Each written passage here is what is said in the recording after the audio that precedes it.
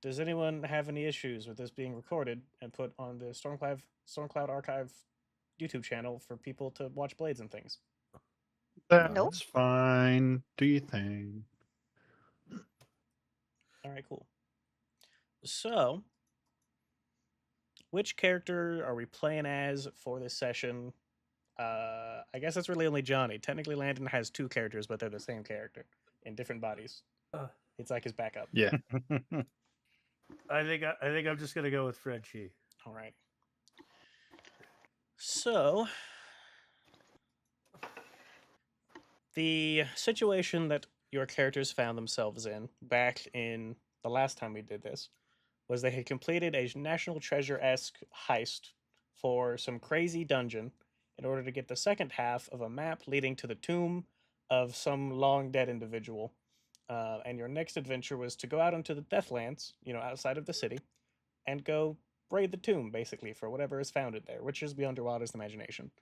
So, before you guys do that, how do your characters spend their what they will later know as their last night as professionals? What are we doing before the heist? I forget her name, but Zanara's with her. Oh Her yes, girlfriend. the girlfriend whose name started with an R. That was the lady who ran the gambling den that y'all took over. Yeah. Yeah. That's where Zanara is. Oh my god, it's been. I have her 200 name days. written down. Hang on. Where's my notes? I'm scrolling through to see if I have that anywhere. Audios, contact. Ramira Karstas. All right, cool. Glad, because I was about to have to scroll through several hundred days worth of Foundry messages. No, she's in my contacts. All right. So yeah, what are you guys doing? You having a night in? You going out in somewhere, some nice restaurant somewhere? What are you doing? I think we're just going Zombie's to a gonna go horse bar. racing. Oh, my bad. Oh, sorry. We're just going to a bar. Not the doghouse, just a different one. I don't want to drink where I work, Yeah, of course. Somewhere, Right. somewhere that's got a similar vibe, or somewhere that's more upscale. I think similar vibe. We're no upscale people. Okay. Yeah. So you and Ramira are there having a night out, probably a couple drinks in at this point, and she's like, I'm glad that I was a rat. Yeah, rats are pretty cool. Oh, okay. Now I know. Okay, I forget you're kind of literal.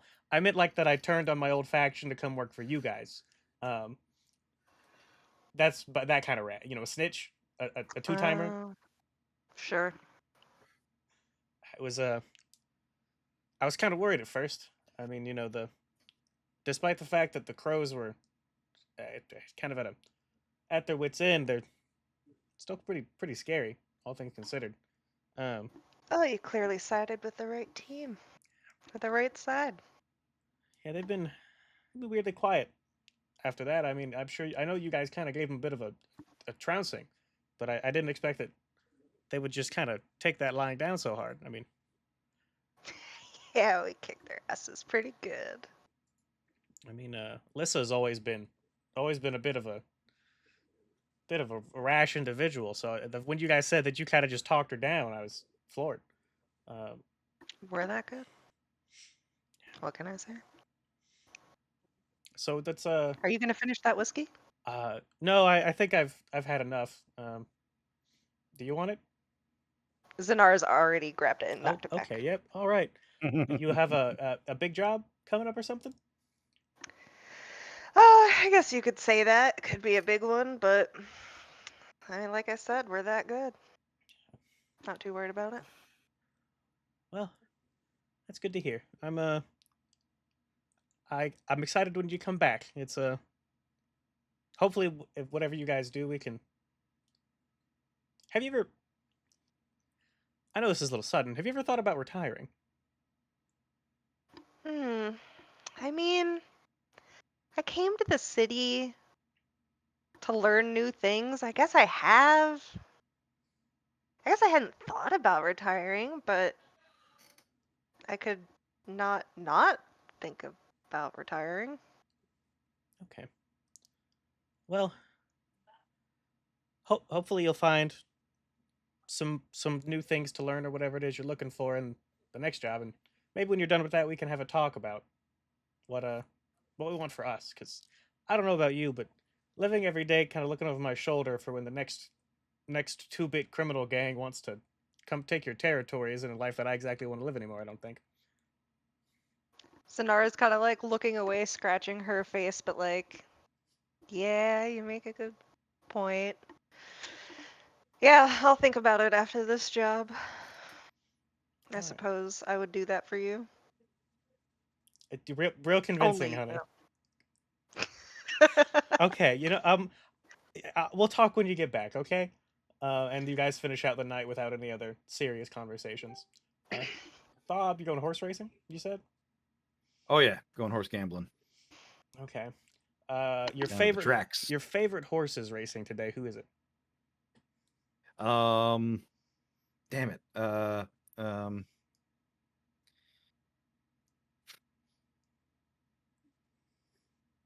Horse Grunt. Horse Grunt. Oh, what an incredible name. Yeah. How much have we bet on Horse Grunt today? All of it. All of it? Going big or going home? Okay. Oh yeah. Well, we're about to hit it big at this job, so it doesn't really matter one way or the other. Okay. After that, I'm gonna retire. Gonna buy a nice little place in the sticks.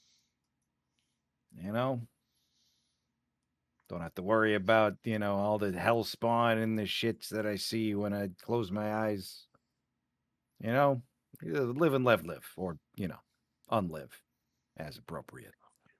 Flint, who you're talking to in this instance, rather than maybe it starts off as like a detective monologue, a noir style, and then Flint is like, "What do you?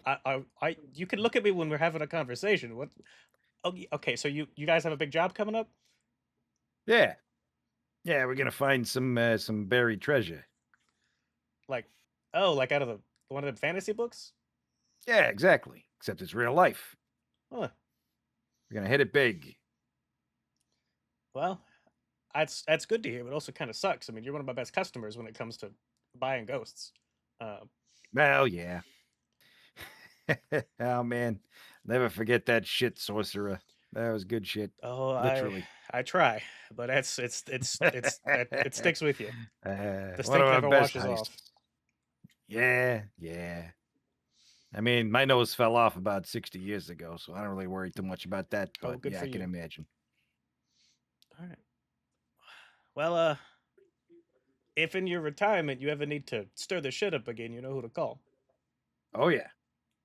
Nothing but the finest shit sorcerers in all the city. Yeah, so let's see. Horse Grunt. We'll give him just a nice simple fortune roll. Where's my dice roller? There it is. We'll give him a just nice simple fortune roll. Good. Okay, yeah. I don't know why Dice So Nice didn't come on. Oh no, Forge. Modules. Forge has been real fucking weird with Dice So Nice lately. Dice So Nice. It looks like it wasn't turned on. Let me refresh. Found you real quick. Ooh, that's Yeah, we played Dark last week and Forge was acting crazy. Let's see. That other roll is still going to stand. I just want to roll to make sure it's working. Yes. Okay, cool. All right, yeah. So you bet it all on Horse Grunt. And Horse Grunt has historically not been the greatest horse that there was. But for, whatever reason, it's just fate has smiled on Horse Grunt today. And he has come in a resounding first. And you've made not like a ton of money. You didn't exactly have a lot to throw around, even though you were betting everything to your name. But that's still a sizable win. And you get to have a nice life, kind of a nice night, living it up, buying some extra drinks or whatever it is that Bob Zombie does to that with his money, because I don't know how much of the worldly pleasures he can enjoy anymore. Yeah. Kind of sometimes just the act of doing it is, enjoyment enough. All right.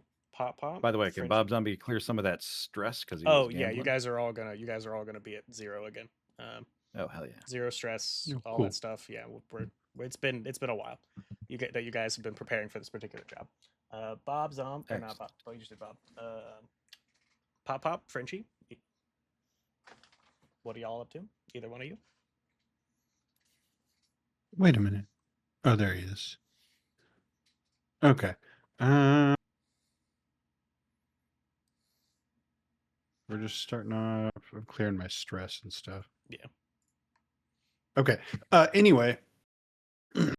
I think Pop's at the doghouse, but hosting a tournament. Whoever can smoke 500 cigarettes gets all their beer free for the night. But you got to smoke 500. Okay.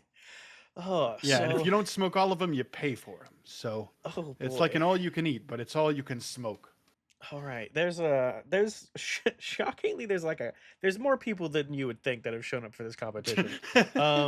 Even though as outlandish as it sounds, and they are going through and lots of people they get there's like a good bulk of them kind of fall out after the first like 100. hmm And there's still some people that are going on, and while this is going on, Patchy's there behind the bar making screwdrivers for everybody. He's still the only drink he knows how to serve. Um and he's like, hey, pop, is there where did you get all these cigarettes from? This is an inordinate worry amount of about it. cigarettes. It's from my personal collection. What? Yeah, they were about to go bad. Oh, wait. Oh, why did? Because I buy too much in too much bulk. Do you? Too much to use. What do you? Do you? Why do you? What do you? Does the smoke do anything for you? Like, what is the point of having all these? It makes me look cool. Oh, Yeah. I look great doing it. huh. I hadn't considered that before. I thought that drugs were just like a thing that you did because they felt good. I had not processed that you can also just kind of look cool while doing them. Huh. Well, then you've missed a third one, and it's to fit in with your friends. Oh, I don't have those besides. Well, I guess So- besides you guys. Ah, yeah, so you wouldn't get that. Yeah. Okay. That makes sense. So am I? Want a cigarette? No, not on the job. Maybe afterwards. I respect that. Speaking of the jobs, when do I get to be like a full part of the crew? I know that like I'm technically him because I serve drinks and stuff, but like I've been here long enough to know that this is kind of just like the thing that you guys let me do because it's like not dangerous. But I would really like to go on a job one day here soon. Are you willing to do the initiation ceremony? Oh man, yeah, of course. Okay. And Pop slaps a pack of cigarettes on the counter. Smoke all of these. Oh, like right now, like right now. Right now. Oh man. And he's like, okay, all right, yep. All these cigarettes. Do you got a light? Of course I've got a light. I use the arm. Like so it's just like way too big of a blast. It, like blows off a little bit of like the chandelier above me. Oh, yep, that's a light. Do we maybe tone it Yep. down for the next one? I don't know if I have a lot of cigarettes to smoke, and I don't know if we have that much ceiling. I do have a Zippo too. Oh, okay, that's much better. Yeah. Okay. All right, okay. let's see. I didn't know which one you'd prefer. I don't know. We'll give Patchy a fortune roll. Oh, he Oh, so no. he does make it through. He looks real bad off at the end once he finally. It takes him a long time. Basically, right as the tournament comes to a close, that there's Mhm. the winner looks to be some big brutish Scovish guy who looks very old. Camel Joe, they call him. Yeah, Camel Joe the Scove, who when Mhm. he tries to speak, it basically is just like a bunch of crackle that every so often a word comes out. This guy's throat and lungs are probably full of cancer, an inordinate amount of cancer, sadly for him. But he finishes. Incredible. He gets his he gets his free drinks, of which he has one, and then leaves. Yeah, he had one, but now we're closing. Yeah. So it's like, oh yeah, sorry. You should have been a lot faster. Whoopsies. Sorry about that. Yeah, free cigarettes though. Actually, well, yeah, for him, free cigarettes. That's Everybody true. else has to pay for them. This is a boon for this business. This is a boon for this business. There we go. Okay. making sure that my Foundry was recording the music.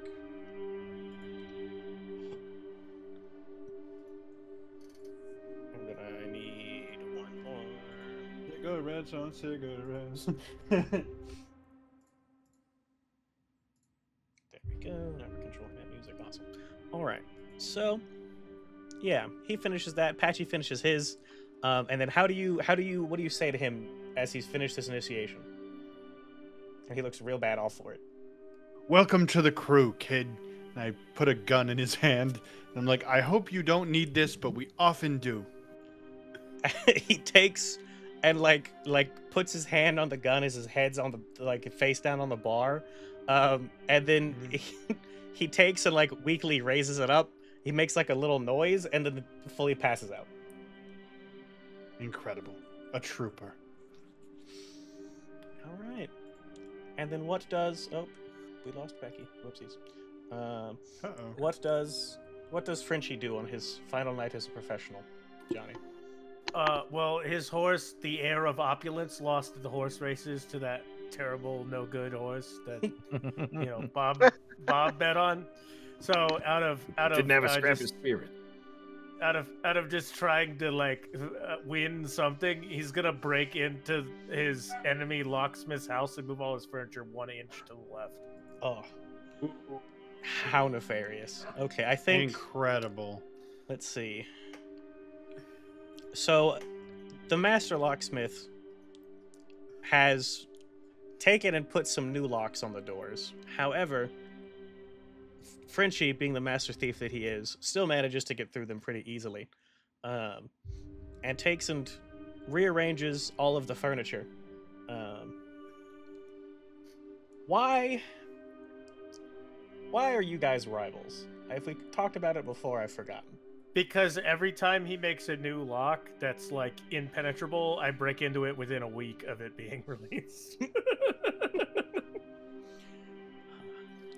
So you take and break in, move all his furniture, and then see he has like a bunch of schematics for his next lock that he has a bunch of notes all over talking about how that damn bastard's not going to get into this one, and it's got like all these complicated like mechanisms. It talks about that it like captures a ghost, which is gonna like try to actively break any lockpicking tools that enter the lock.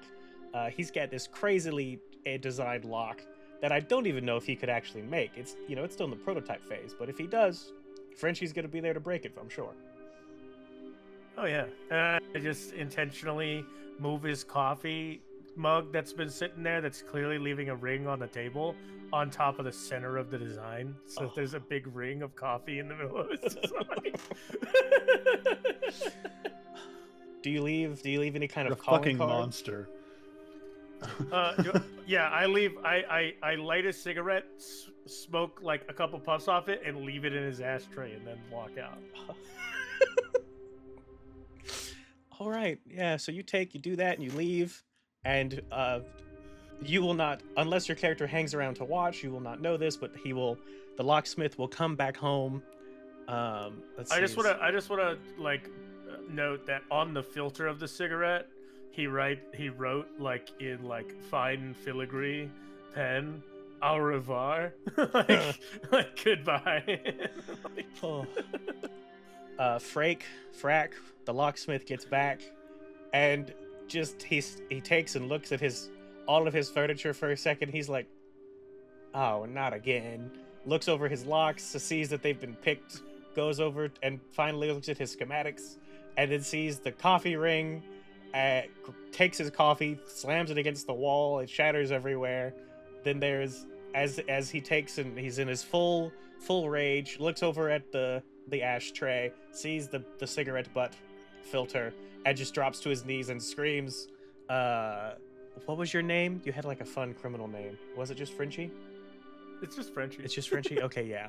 He screams out Frenchie into the night, and then we take and our fade to black with the four of you guys at the doghouse getting ready to go on this fun job of yours to this tomb out in the Deathlands.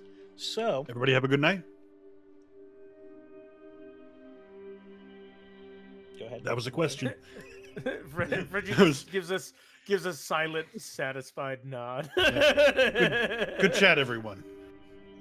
Rob Zombies just gives a little, raises his glass at the bar. Are we all hungover right now? Oh, no. Is this I never, happening? I'm still drunk. Oh, okay. Mara's nursing no, her not hangover hungover. with more whiskey. Of course. All right, cool. So none of us are hungover. We're just all still drunk. Fuck. That's right. Incredible. For a hangover, you got to stop at some point. Patchy takes and like weekly wakes up from the bar. He's like, I'm not hungover. I'm Oh yeah. Also, so sick. Patchy's in the gang now. I am. Hey, all right. Did you do the thing with the cigarettes? Oh, you Yeah, know he it. did. You're the only Oh, person alright, to ever have fantastic. finished the pack. What? Hey. Wait, you guys Yeah, were you doing only got gotta it? smoke full-fledged 5 now. of them. What? You just kept going. Oh man. I didn't want to stop you. You were getting it. And he just goes back to laying his head down on the bar, gun still in hand. True professional. Yeah. Attaboy, Wow. kid. So, the Deathlands. The Deathlands is the area outside of the city. If you take a look at our wonderful map, basically the stuff that exists off of the map to the east, that's where the Deathlands exist.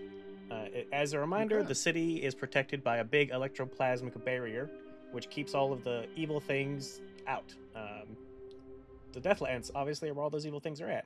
So, first things first, do we have a guide that will help assist us in the Deathlands? Someone who maybe knows their way around a little bit. Let me take a look at my associates. Let's see. Oh, I had to put my contacts in notes. Let's see. I have an information broker, August, the master architect, my enemy. Jenna, a servant. Riven, a chemist. Sharon, a blue coat archivist. And James, was it Gimbal? Kimball, yeah, the police commissioner. Yeah, or whatever. spelled really weird. Hey Becky, how'd Zanara get here? Did Zanara like take the train, or did Zanara like horse lord their way through the Deathlands? I guess I would have horse lorded my way through. Oh, so I would know. That's true. Okay, me. I'm the guy.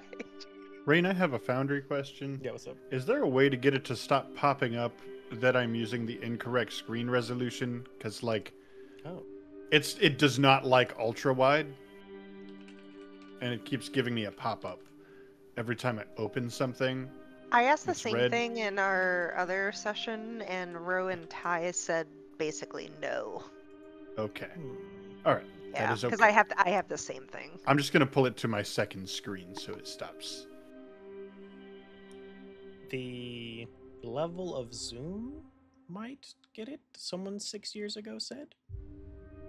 Okay. So you can maybe play around with the level of zoom for your browser and see if that does something for you. Let's see.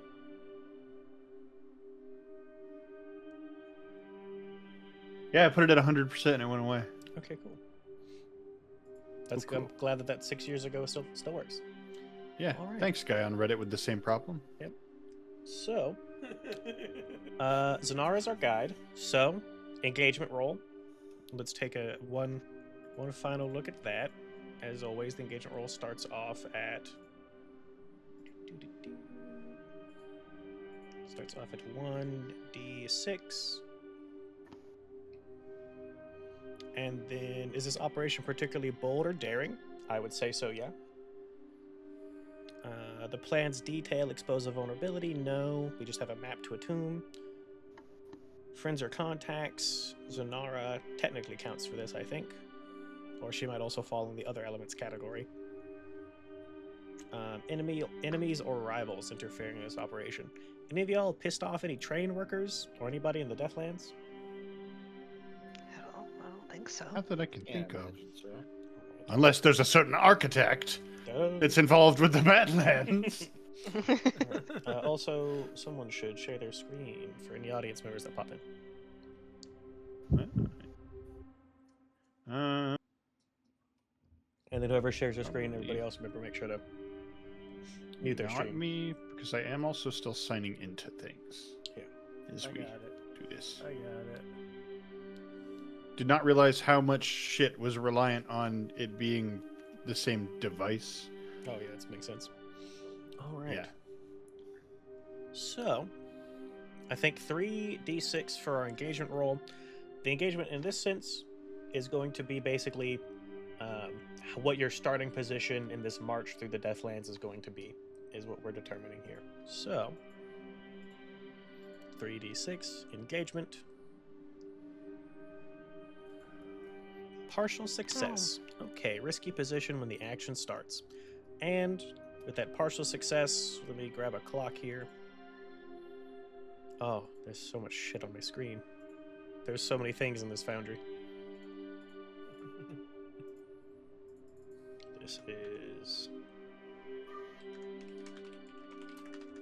March. Prototype token. Alright, so this clock here above the doghouse is going to represent your progress through this Deathlands. Once you fill up that clock, you guys will have made it to the tomb. So because we got a mixed, we start off with 2 segments filled in, and the situation you guys find yourselves in is risky, so not desperate. So Mhm. I'm going to say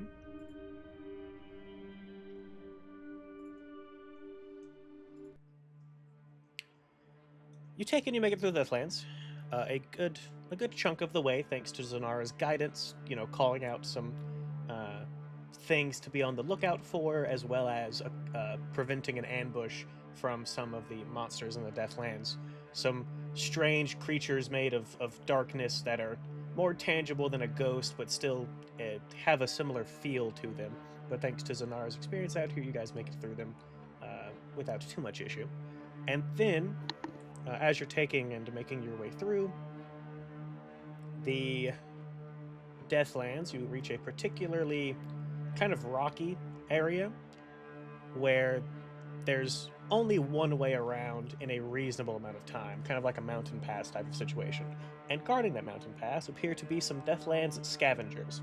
Zanara, what you would know about these folks is they're typically people who have been exiled from the big cities for one reason or another, criminals or other such like that are now trying to make a living out here through, scavenging and other things like that. So, what's our thought? How are we going to get past this little checkpoint, basically? They have not seen you yet. How Well, many gang, of first them of are all, there? it's great to be back in the saddle. Love seeing you all again. Bob, you look incredible. Thank you. Thank you. Been Zanara, working on a new you're doing skincare great. routine. Frenchie.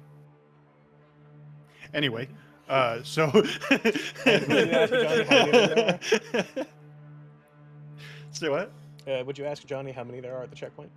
I asked how many there were. Oh, yeah. Yeah. There looks to be about 6. All of them pretty standard scavenger gear. They're wearing kind of spiky clothes, masks that are meant to invoke some type of whisper vibes, but they are not whisper masks. A couple of them look like they've got some weird scratched together guns, maybe.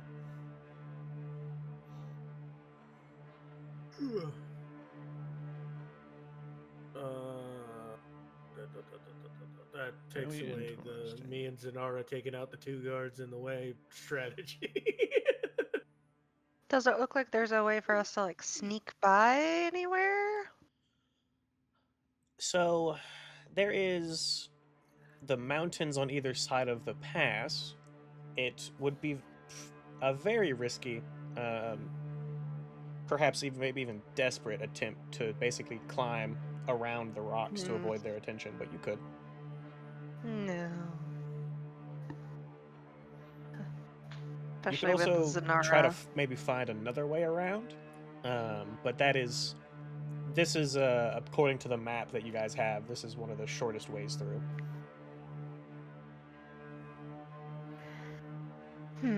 Or Deathland scavengers are not. They're not like savages, right? They're not just going to attack you on sight. So the dialogue is an option, but they are people who live a pretty difficult life out in the middle of nowhere. So passing, just like a hey guys, just passing through. That's probably unlikely, but conversation is a possibility.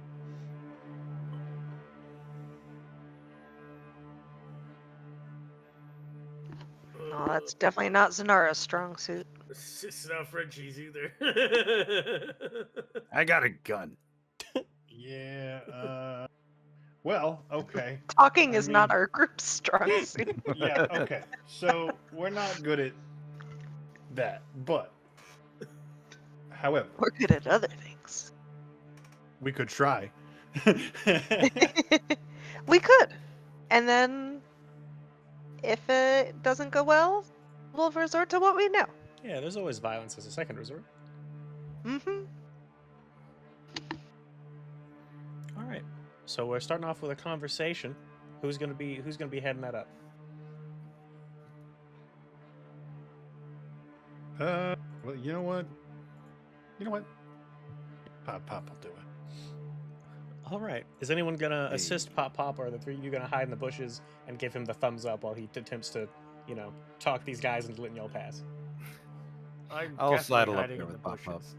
I feel Okay. like Pop looks over to Zanara, and I forget my dog's name, but my dog growls at Pop, and then you look away. Like, Yeah. never mind. No, I don't need it. It's okay. All I right. don't need- Pop and Bob well, making their way up. So, how do you introduce yourself? So I walk up. Greetings. Hello. We are, and then immediately turn and look at Bob. Bob has the giant ass hunting rifle that he had when he was like sniping the. What was the rival gang? The crows. Yeah, that gun. Yeah, the crows. He's got that like slung over his shoulder, and Bob simply says, "Armed." Yeah. So we're really just trying to scooch on by. If you get what we're putting down, homie. Homie? Bob looks Homie over with to a Pop Pop question and mark? does like a little like chef's kiss, like perfect. Okay. Nailed it. So you Completely were unironic. Are you trying to be friendly with them to start off with? Yeah. Okay. Yeah, just trying to. Which are your action skills are we using for that then? Typically consort is your friendly one. Yeah, well, I have sway. Sway. Okay, so sway would be like if we're trying to maybe sweeten the deal of letting us pass somehow, I think. Consort would be like, oh yeah, we can be friends, right? What do I have? Let me see. I got all items and gambling is one of them. All right.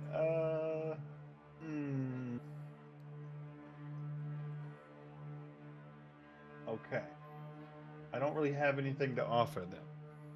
But well, actually, I'm like, hey, so these 2 coins say, we just slip on by. Wait a minute. Didn't Bob like double the 2 coins that he had on his person? Yeah. Yeah, you would have. 'Cause I bet everything. Yeah. I never actually gave myself the 2 coins. Like Bob's like, oh wait, I got this. I also have 4. We can make this Oh. real sweet for them if we have to. Okay. I said we start with the 2 coins, and then negotiations, Yeah, of course. the art of the deal, and all that bullshit. Art of the deal. Okay. So that's the scavengers. You walk up, you're like, we're armed, and then the six of them with their various assortments of weaponries are like, yeah, nice to meet you. We're better armed. So you guys just looking to pass through our checkpoint? Yep, That's right. that's the whole thing. Huh. We're also not cops. That's right. Okay. This is kind of funny to me. So, if you give them the 2 coins, they will let the 2 of you guys pass no problem. Uh-huh.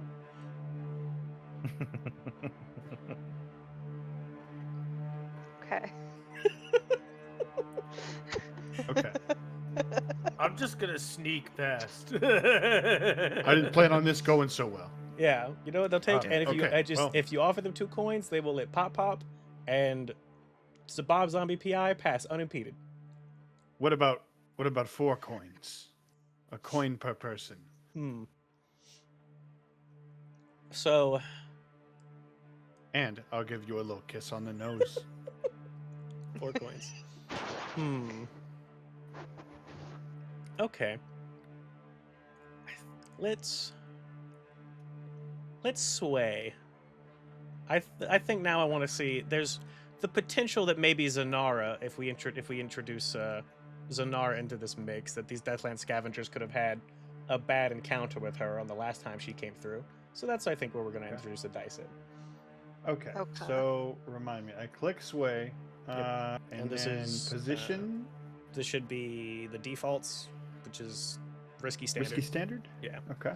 And then nothing else unless you think of a devil's bargain you might want to take. I mean, I have not 1 really. point in sway. Can I contribute? You can in pay some 1 regard? stress and give him +1 dice. Okay. That would do that. Okay. Ooh, all right. Thank you. And here we go. I don't know if that's good. A success. I don't remember. Yeah. Okay. All right. Yeah. So one This means nothing to me. 1 through 3 is a failure. 4, 5 is a partial. 6 is a success. If you get 2 6s on a on a roll that you have 2+ dice, you get a critical. Okay. So they take and so they take and they're like, okay, yeah, you know what, 1 coin per person, understandable. And then Zanara, as you take and I guess maybe they like Pop gives you like a thumbs up with all 6 hands or whatever. You take and come out of the bushes. What was your life like as a horse lord, right? Because in the city you've kind of gotten your ass beat a whole bunch. So I presume that as a horse lord, part of that tribe, that you were maybe a little cooler because the whole there was no hard concrete ground to fall complete on. opposite. I was the one that everybody looked up to. Everybody wanted to be me because I was the best at everything. That's why I came to the city, to learn new skills, because I already maxed out all my skills on the horse lord area. I forget what it's called. But like Severus. I was the best of the best. Okay. So did I'm you having have a like lot of trouble believing that. Did you have like a cool nickname that you earned while out on the Me too. plains? Oh. I Hey, yo, horse girl. my brain's completely blank. I can't think of one. Okay. We'll do something nice and simple. To maybe if when you take and come out of the bushes and pass, the 6 scavengers, right? They take and kind of like stand slightly at attention when you take and reveal yourself, and they're like, "Oh, you guys have the hunter with you. I apologize. Didn't." And then they just kind of pass and give like Zanara like a slight bow as you guys make your way through the checkpoint. And that's going to be worth another 2 check marks on the Deathlands March clock. Cool. Not too shabby. Didn't know you had a rep out here, Zen. She just shrugs. Nor did I. Nor did I. That's cool. So, you guys take and walk again for a good while. I think that it is, again, it's not like there's ever really daytime in this world anymore, being that, the sun exploded and all that. But it gets to like the part of the night where it gets like extra dark. And this was not like a 1-day journey. So, camp time out here in the Deathlands. Zanara, how do we safely camp out here when there's all manner of horrible beasties abound? Or Bob, you've got some warding abilities. How are we going to keep camp safe for the night so we can press on in the morning? No fire to draw anybody's attention. Use your arm as a pillow. Lay the fuck down on the ground. There you go. So you're saying I can't light these fireworks that I brought with us? Why do we even bring them? God damn it. No, you're right. Didn't really think. And I only brought shorts. Those jorts you're wearing? Yeah. Those look good. Those look real good. Frenchie is actually gonna collect the fireworks from the boys and set up trigger traps around the camp with the fireworks. Ooh, okay, that sounds like maybe what actions could we be using for that one? Tinker. Hell yeah. Okay, so we're tinkering. Let's see. This sounds risky standard to me, yeah. This feels like something Frenchie's maybe done before. Mm-hmm. Can I take a stress to assist as well? Because Yeah, I how have one you- in Tinker. So you're gonna like I'm help gonna him- go up and be like, yeah, I know the kind of creatures around here. Let me help you tailor them to what would potentially try to come out at us. Okay, yeah, that makes sense. All right, cool. So take one stress, and then Johnny, give yourself +1 d6 modifier.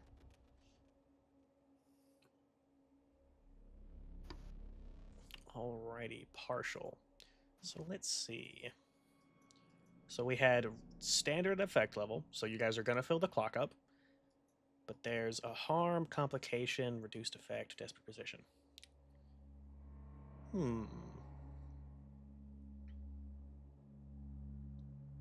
Okay. I forgot how unforgiving the rolls in this game are. Let's see. I think we're gonna put you in a desperate position for y'all's first roll of actually getting to the tomb. So you guys are sleeping.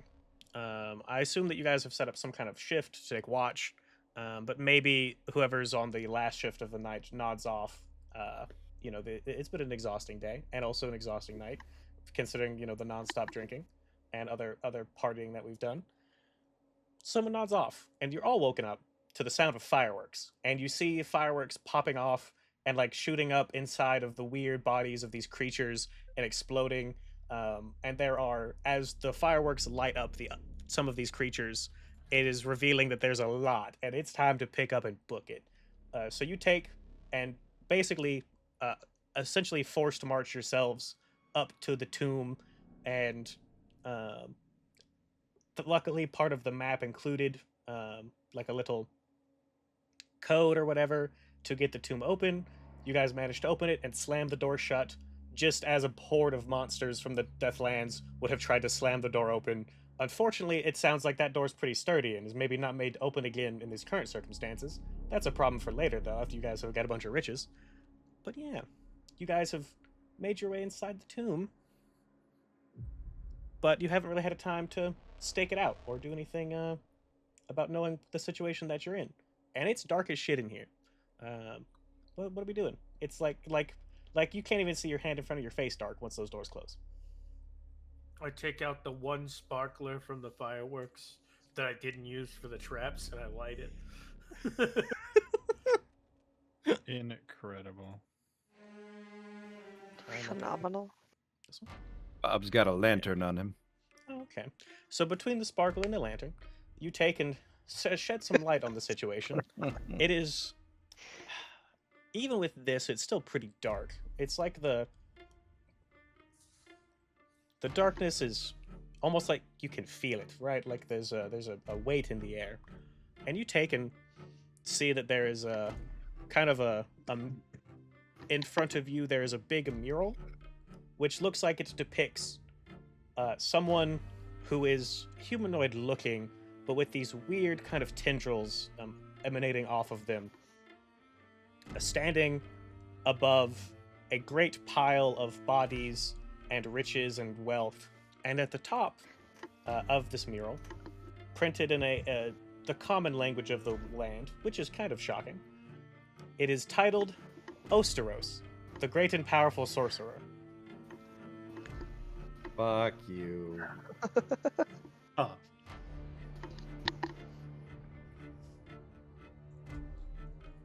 Is it now?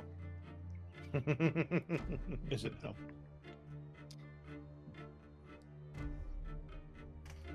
and you guys are free to make your way into the tomb.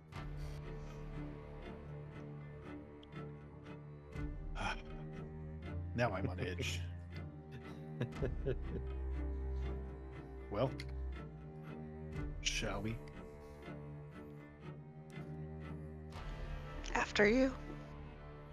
Okay.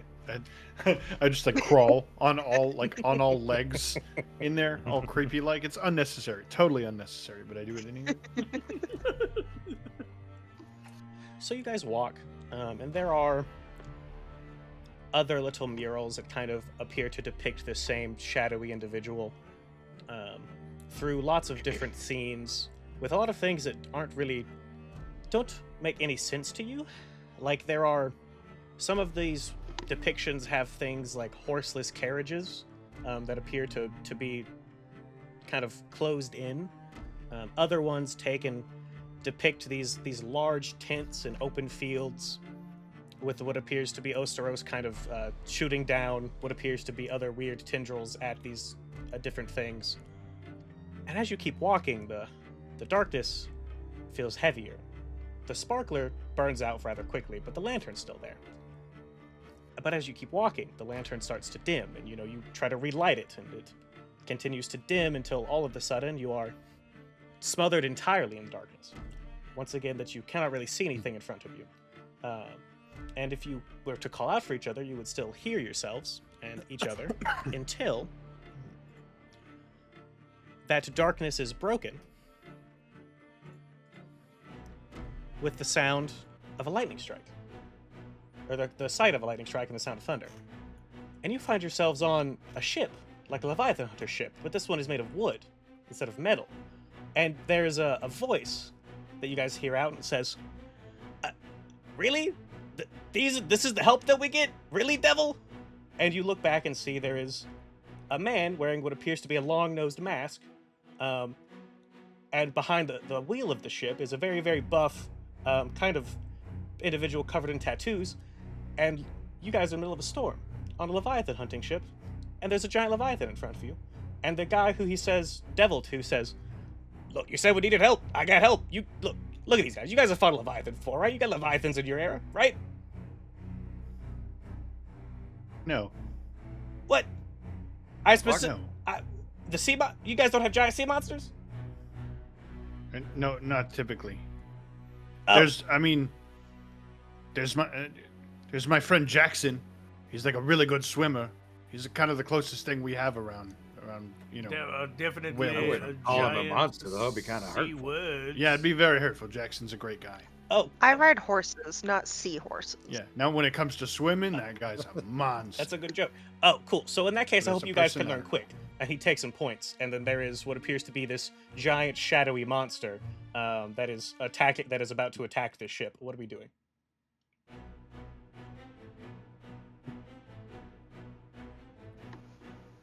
Oh, Bob's gonna aim I the hunting rifle and fire a shot. Yeah. freaking out. Yep. I'm trying to register. I have a Yeah. little blade. Okay, Bob. So Oh. hunting rifle. That sounds like we're hunting.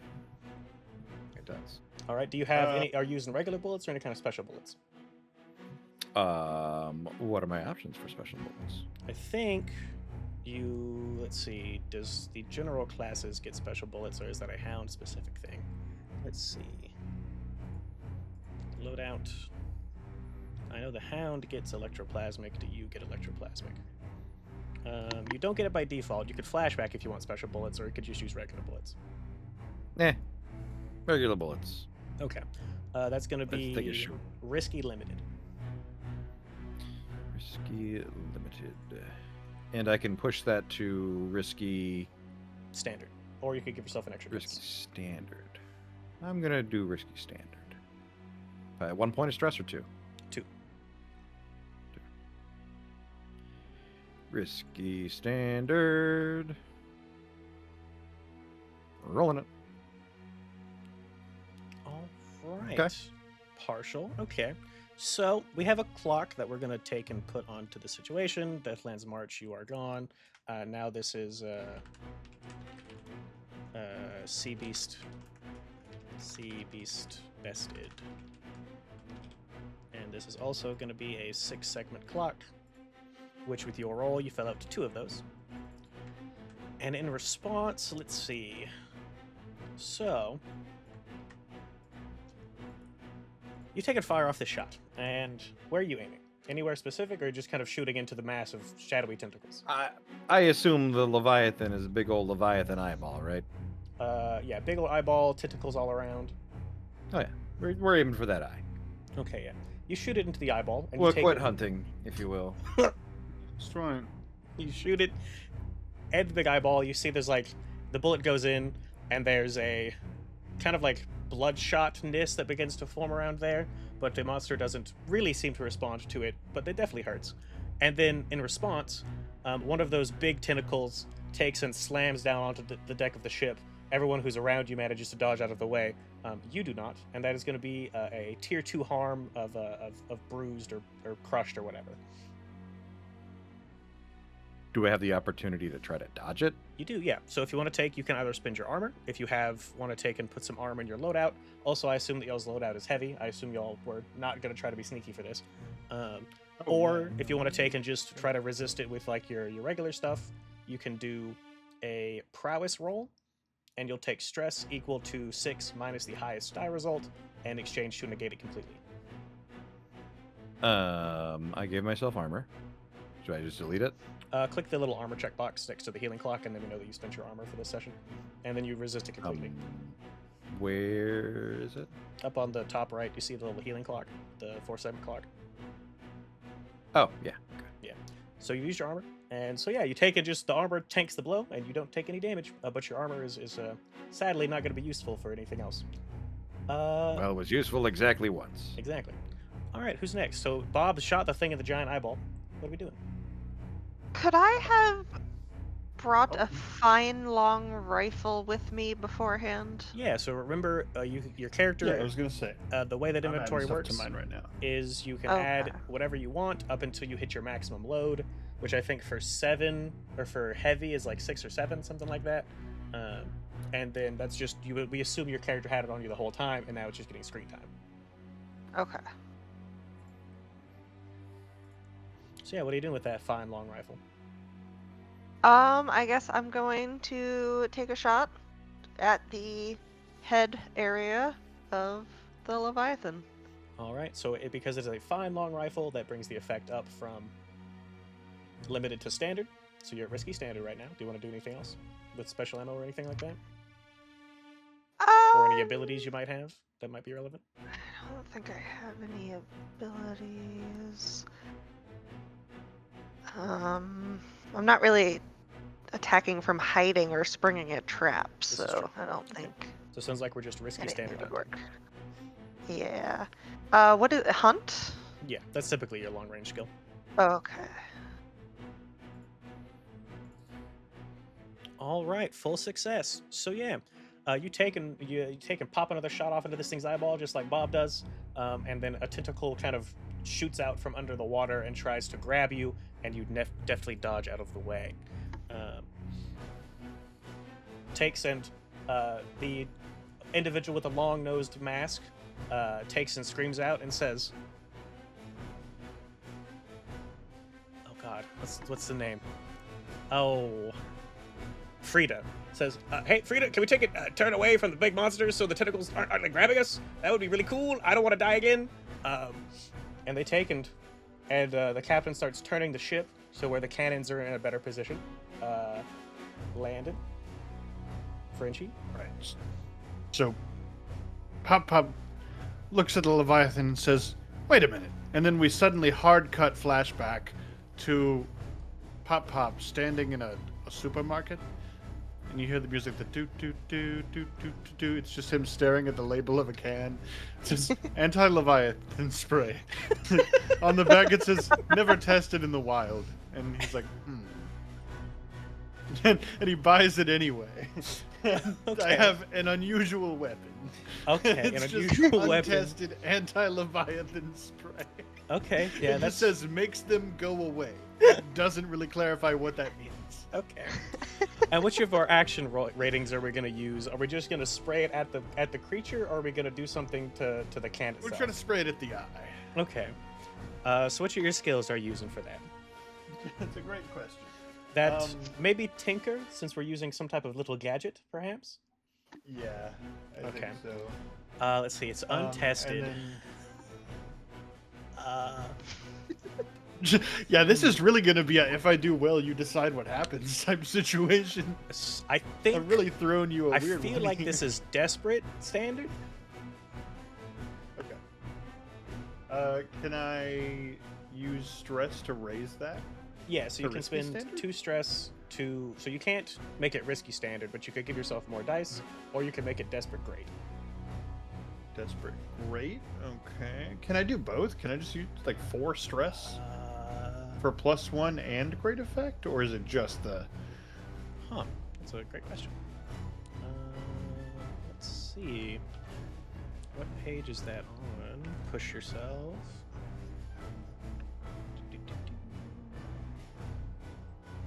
Stress and trauma? No. Action. Pop's just trying some shit. Where is push yourself? Devil's bargain. Effect. Don't worry, I have a plan for if the anti-Leviathan spray doesn't work as anti-Leviathan spray. God forbid it doesn't work. This shit was 8 gold.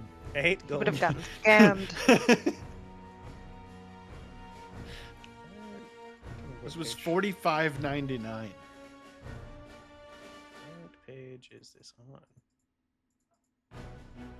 Bought it and said, "You never know." You never know.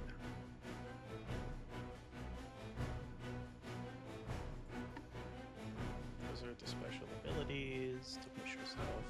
You can push yourself to do a bunch of fun things with your specific classes.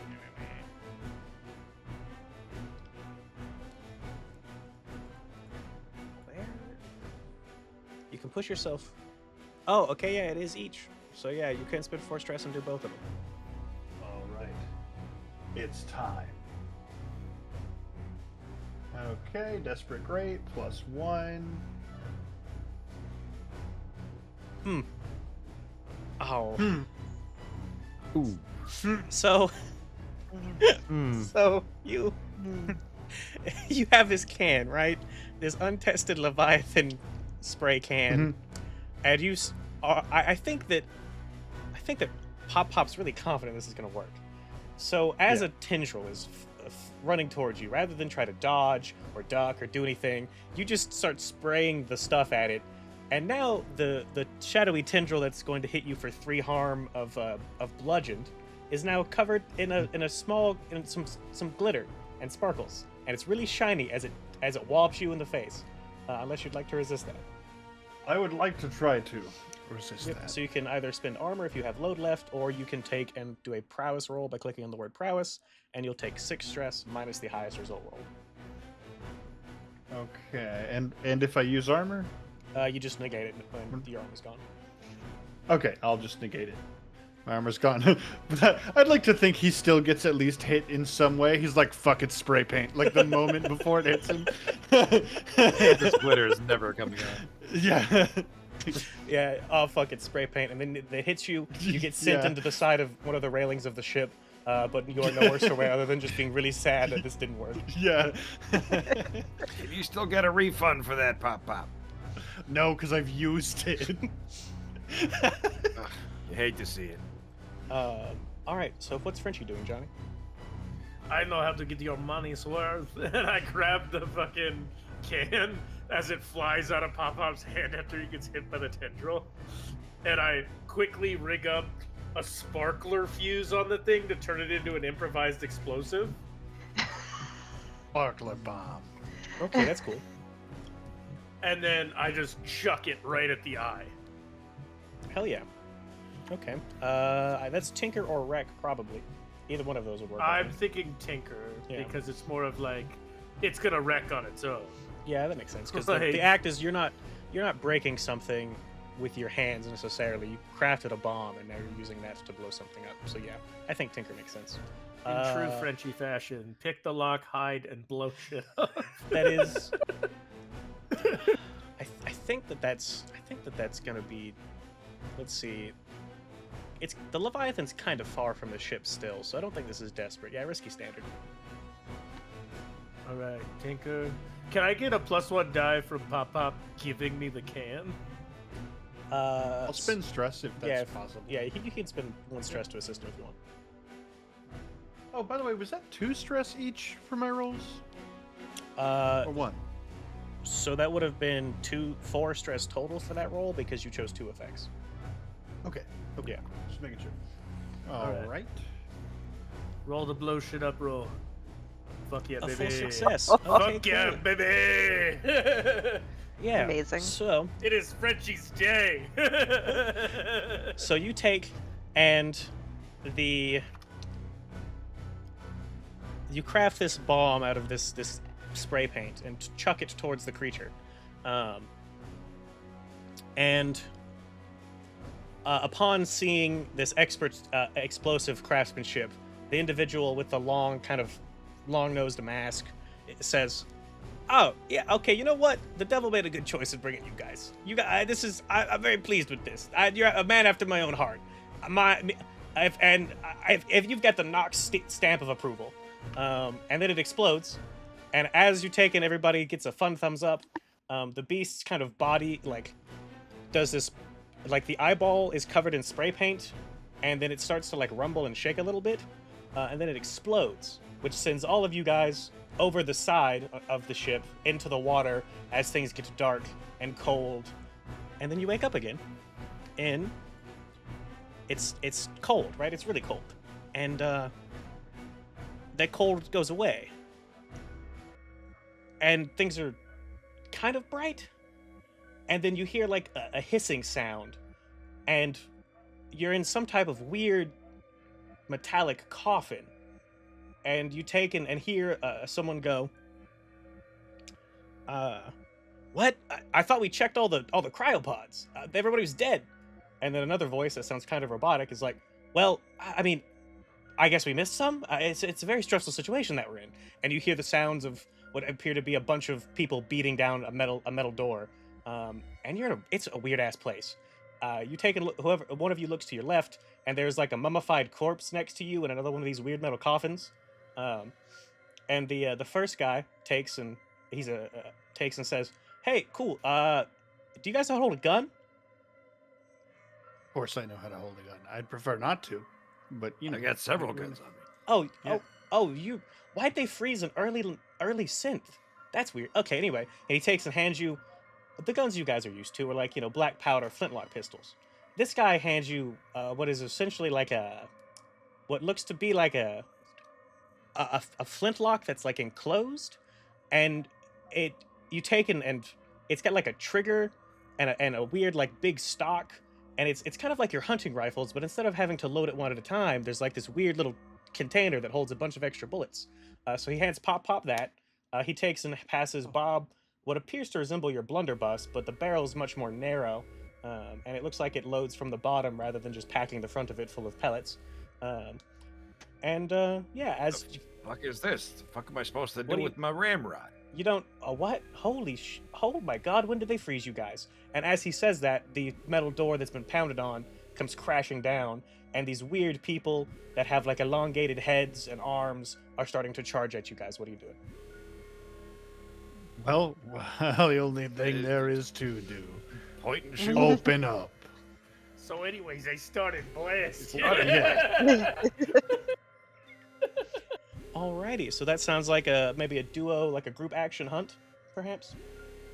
Yeah, like an army of 2 back to back. All right.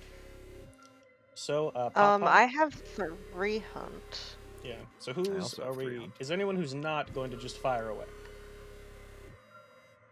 Sounds like the 3 of you are. Frenchie, is Frenchie also going to join in the? Well, I didn't get given a gun. So That's true. Unfortunately, they only had 2, and it's not. I don't carry guns. I carry Here, you knives can use and explosive builders. I hand him one of my. I have a flintlock you can have. So I have a pistol and a second pistol on That's me. true. So I mean, All right. Yeah. So group action hunt. Who's leading it? Whoever the leader is, for every failure, you will take 1 stress. But we're only taking the highest roll result total. I have 5 stress available and 3 in hunt. I think that's the one. All right, so Nara's leading our army of 4 action sequence, plus 2 bystanders that are also, they have guns, but you know they're NPCs. They don't technically ever do anything in these games. They just look cool. Yeah. I have 0 in hunt. This will be fun. That's okay. That just means that it's maybe Do I one stress for change Zanar. anything? Nope. So you're all just gonna roll risky standard hunt, and then Zanar, you'll take 1 stress for every failure.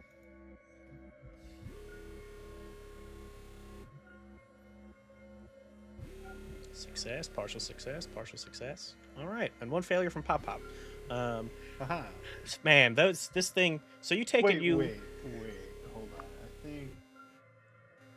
Okay, no, that was. Okay. I only rolled 1. Oh, because I only have 1 in Yeah. hunt, right? So yes. Okay. So you take, and Pop Pop was given the automatic. Pop Pop's never had a gun that when you hold the trigger down, it doesn't stop firing, right? You know, it's like one and done for the weapons y'all have. So I think Pop Pop, after the first shot goes slightly wild, and all the rest of them go into the ceiling as the gun just keeps firing. But the rest of you guys take, and just pop up going, this incredible. Yeah, this is incredible. And so this is the former crewmates. This is going to be a 4-section clock. We have filled out 2 of them with y'all's initial salvo, but now they're getting in close. And let's see, who's in front? Zanara, you were the group leader. You take in one of them. You fire like a shot into its chest where its heart should be, thinking it will take it down, and that doesn't. And it's basically right up in your face, trying to wrestle the gun from you. I would love to try to throat punch him and then kick his feet out from under him and then elbow drop into him. Wow, this is really cool. I can't wait for you to roll well on this. What's your action skills you're using for that? Typically, skirmish is the close quarters one most of the time. Yeah, I'd say skirmish then. All right, risky standard skirmish. Hot damn! I'm so proud of you. Jesus, Zanara's been practicing. Once, man, it really is the city. Punched in the face. Yeah, so you do exactly what you say. You take and do a cool ass throat punch, and then you sweep his leg out from under him. And then once you've taken and wrestled the gun free, you take and pop another shot off into its. Well, actually, I guess it's the hunting rifle is slow to load. So you take and probably just bash the face in with the butt of the gun or whatever, and you have taken and defeated this monster, and that's gonna fill our former crewmates box up. After you guys kind of just take and go through and kill a bunch of them. However, the last one, right? You take and it rounds the corner, and I think as the man that handed you the guns is about to fire, the robot lady who's leaking this weird white fluid says, Cham, hold on, wait. And then he fires, and in the hand of this thing appears to be some type of circular metallic object that explodes. And the side of the ship suffers explosive decompression, and you're all pulled out into the darkness of space. And it's dark again, and it's cold. And then you hear the sound of pages ruffling in the darkness, in the blackness. And you take and before you take and pop out onto the floor, and the floor is metal, and there's some weird torches that look like they are enclosed in this weird little orb shape inside of a socket in the wall. And above you, there is a man in a long coat who has a shocking resemblance to Bob Zombie PI's kind of attire. And he's like, hey, stay back. I have a gun that isn't mine, and I'm not afraid to use it. And then another voice. What are you gonna do, pal? I'm already dead. Another voice that's takes and it looks like there's belongs to a woman with kind of red hair. She's holding a book in her hands, and she's like, hey, Chimes, these guys are here to help us. The book says they're professionals. No fucking way. And then you take and stand up, or the man known as Chimes lowers his gun and lets you guys stand up, and he says, uh, "Really? Look at Anita. This guy looks like he just walked out of a book from the '60s. How the hell is he? And he's also fucking stinks. Jesus." Hey, Hey, so yeah, what of it? I don't deny it.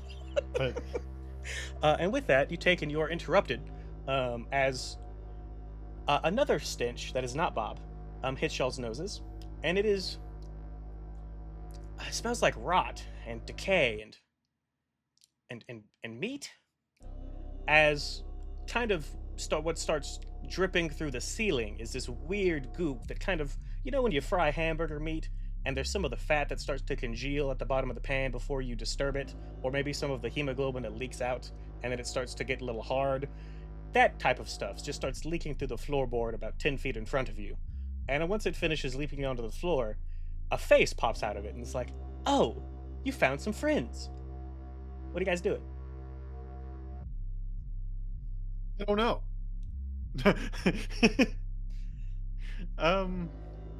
And that face takes and starts to, more of that stuff starts dripping from the ceiling as this face starts to morph into a small humanoid that's getting bigger and bigger.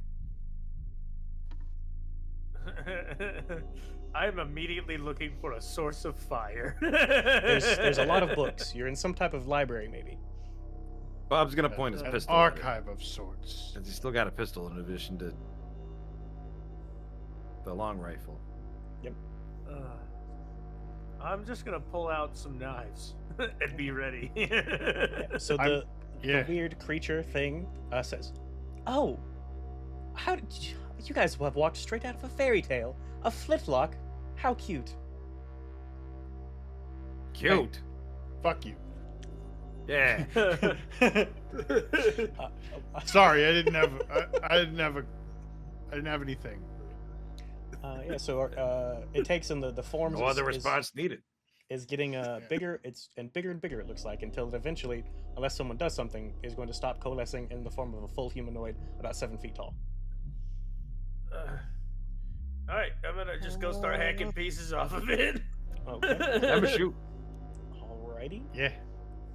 So let's start off with, this one's going to be an 8 o'clock. This one's going to be labeled Meat Monster.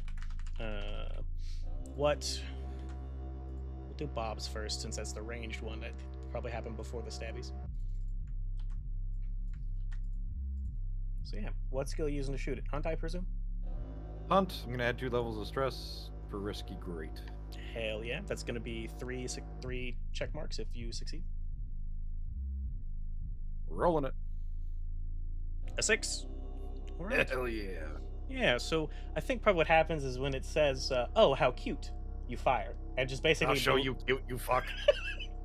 you blow the face off of it, and then the face pops off on another spot of its body. It's like, "Oh, well, that wasn't very nice of you. You're supposed to wait for me to get back to my full strength. Haven't you read a book?" And this is probably where Frenchie comes in with his knives. I'm gonna burn my special armor to do to push myself for a feat of athletics. Oh, And I'm gonna literally jump inhumanly high and just dig my knives into the top of it and try to carve all the way down. ooh, cut it. So cut it in half, basically. Yeah. Okay, yeah, that sounds pretty sick. Let's see. That puts you really close to it, and a cool ass acrobatic maneuver does sound And I like it burned my opens up some special armor for consequences. this. Burned your special armor. Okay, so that sounds like, I feel like desperate great. I feel like it's got great effect, but can also go horribly wrong. Okay. Desperate. Great. Come on, Frenchie, you can do it. Can I push myself for an extra die too? Yes, and that'll be 2 stress. Drive it like you stole it, baby. Drive it like you stole it. Hell yeah. So you take and cut this thing in half, and then now mouths appear on both halves that are about 5 feet tall, and they speak in not perfect unison, but just enough to where it's creepy. They're like, "Oh, wow, you guys are. I thought you were just like some type of thespians, but Ah, that lightner must be particularly strong to summon folks like you. And with that, the two halves are going to take, and one of them is going to focus on Frenchie. The other one is going to start sprinting towards the rest of you. What are you two doing as Becky or Landon?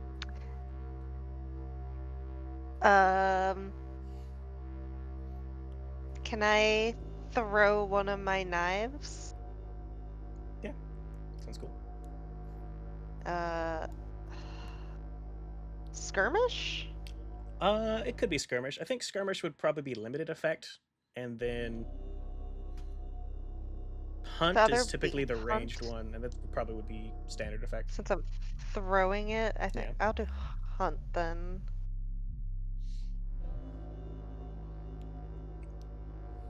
Ooh, okay. So let's see. I think we're just gonna do a nice, tasty, limited effect. So instead of 2 check marks, it's 1. As you take and throw a knife, and it kind of just goes in the open mouth that is taunting you as it runs, and it just kind of goes out the back of it and just makes a small hole that quickly closes up. And then it is gonna take wrong button. With its final action that it potentially has here, it's going to do something that I think I've only done to y'all once or twice, which is just, it's going to, because this is a particularly special foe, it's going to just impose a consequence onto you, Zanara, without a roll, and then you can resist it like always then. It's basically just going to it's going to sprint at you full speed and try to eat you like whole. And you're going to basically be a difficulty, a level 3 harm of swallowed. I'm gonna resist that. So you can expend your armor, I don't or you like can that. roll prowess and then take stress equal to 6 minus the highest result. I'll expend my armor. Alrighty. So yeah, how do you take and avoid being swallowed by this weird meat monster? I would love to basically do a cartwheel out of the way.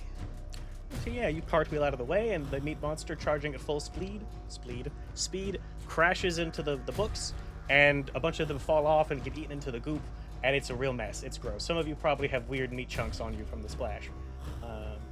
Landon, what are you doing? There's the one meat monster that just crashed into the books, looks mostly immobilized, and then there's the one that is about to go to town with Frenchie. Yeah, let's save Frenchie. Do I still have that gun? Unfortunately, no, you do not.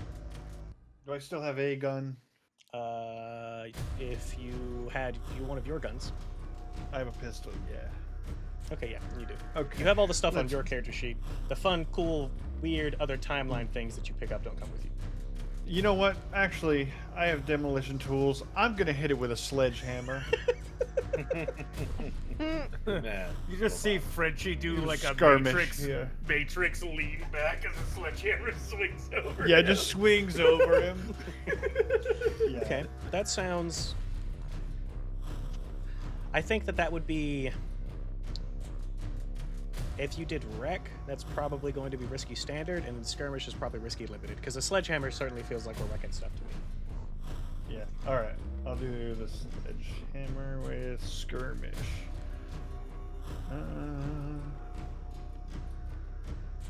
Alright, partial success, harm, complication. Alright, so, I think we're going to give you a tier 1 harm of overexerted. Your other fried circuits one that you have, you no longer have. You would have healed that in the time between last session and now. So replace that with overexerted. As you take and put a lot into this swing, you can feel your artificial muscles scream and maybe even hear some of the whistling as maybe something pops when it shouldn't. But you do take and turn this meat monster into what was a 5-foot-ish humanoid thing into just a pile of goop all over your friends, the walls, these weird freaks that summoned you. And the woman is like, oh, I'm gonna be sick. Oh, that was gross. And takes and just kind of vomits on the floor. And the other individual who chimes takes and goes to extend his hand to shake the hand of Pop Pop, and is like, that was cool. That was like cool as. Do you mind if can I take a swing at that sledgehammer? Of course, you can take a swing of this sledgehammer. And as you go to hand it to him, you take and you hear the sound of pages ruffling again, and you guys are all pulled back into the book that the woman had in her hands that she dropped while she's vomiting. And everything goes dark once again. And then you take and it's dark, and then suddenly you see blues and pinks and whites and greens and yellows, and there's this weird ass music that you've never heard before. Like it's pretty catchy, but it's weird as hell. And you take, and beneath you is this multicolored floor that's lighting up all these different colors, and above you there's this big sphere that's bright and shiny and reflecting light in all directions. And in front of you there is an old man with a robe and a long beard, and a small little man who looks like he's made of metal in a similar way that Pop is. And the little guy says, "Really, Clementine? These are the best that you can muster?" And the tall wizard-looking man who's now been introduced as Clementine says, Look, man, Pip, the clown took away most of my power. I'd be glad I got anybody. Literally. Clementine's 4 feet tall. Oh, right, he's small. They're both small. Yeah. So then, yeah, instead of looking, they look at each other eye level. Then he's like, "Look, this is the best I could do.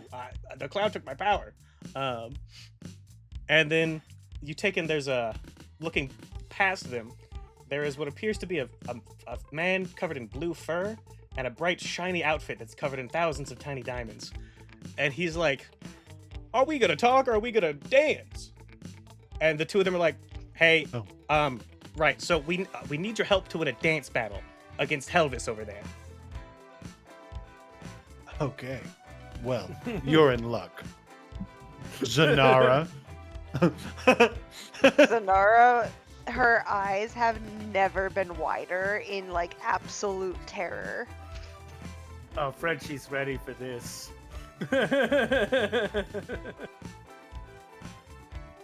So, Zanara, you're gonna dance for us? She takes a step back. I think Frenchie will step forward, honestly. Okay, Frenchie, all right. Frenchie's gonna bust it down. Is anyone gonna help him? Okay, I so Zanara believe I takes could be of another some step assistance. Frenchie and Bob are gonna bust it down to defeat Helvis. Frenchie and Bob busted it down Alright. on a live style. Okay, who's rolling? Who's assisting? And what action skill we using? Oh god, I was no just idea. I was gonna honestly make an argument for prowl because it requires like nimbleness. Yeah, that makes sense to me. Yeah, I can see that. I'm gonna make a wild leap of logic and attune. I'm going to tap Attune to into the the beat. dimension of funk to defeat Helvis. Okay, yeah, that's good. We're doing That's fun. something right. Okay, so that's so. Those maybe be two separate roles then instead of an assist. I like that That better. sounds- All right. So Frenchie will do Frenchie's first. All right, I'm gonna roll prowl. Risky standard. Oh yeah, I'm Oh, busting yeah. it down. Tell us what Frenchie does using his prowl skills as a thief to bust it down on the dance floor. Oh, he's totally just like breakdancing, like just straight like spinning on his shoulder and stuff. Yeah, the little guy, Man Pip, is like, "Oh shit. Okay, you know what? I take it back, Clementine. Maybe you got the right guys for the job. Goddamn. My head. I've got a shiny ass metal head. I don't think I could do that either." And then Clementine's like, I have a question. What was the first campaign we visited? oh, that was Pirate Land. Okay. You took it. That was Nox and the Devil and Frida aboard the Soti fighting as Leviathan. Because in this system, they're also called Leviathans, the giant sea monsters, like they are in the Pirate. I did not even realize. Um. And then the other one was clearly alien. Yeah. All right. Well, So yeah, that's Frenchie's. yeah. I'm gonna tap into the Yeah, the- funk dimension. The funk dimension. The find like a ghost who knows how to bust it down and take some lessons. That's right. Oh no, I'm gonna summon an army of ghostly backup dancers. Oh, And this is what we're doing. His clothes just ethereally become the Thor costume from Marvel Rivals, the Disco Thor. Look at the voice chat. This is what we're oh doing. my God, that's incredible. For anyone who is watching this later, a post of Thriller a GIF of Thriller was posted. All right, Bob. Yeah, I think that's. I'm gonna give that great effect. I think that's cool as hell. I'm gonna push myself for one extra die. And we're gonna roll this out. This is what Bob looks like. No! Oh my God, Ah! that's insane. Oh. No. So I think what happens, right, is that you take and do this. It's really cool, but like before the backup dancers get to do their first dance, a man wearing a red and gold outfit who's jingled, like he jingles when he walks, and he's got this weird like hat and like a mask that is painted with a smile on it. He says, "Oh, hold on, no, wait, there's only one kind of magic that's allowed here, and that's mine." And he snaps his fingers, and your backup dancers vanish, and you are left to dance on your own, which is not nearly as cool. Who's next? Damn. Who made you the arbiter of funk? The arbiter of funk. Oh, I did. This is my house.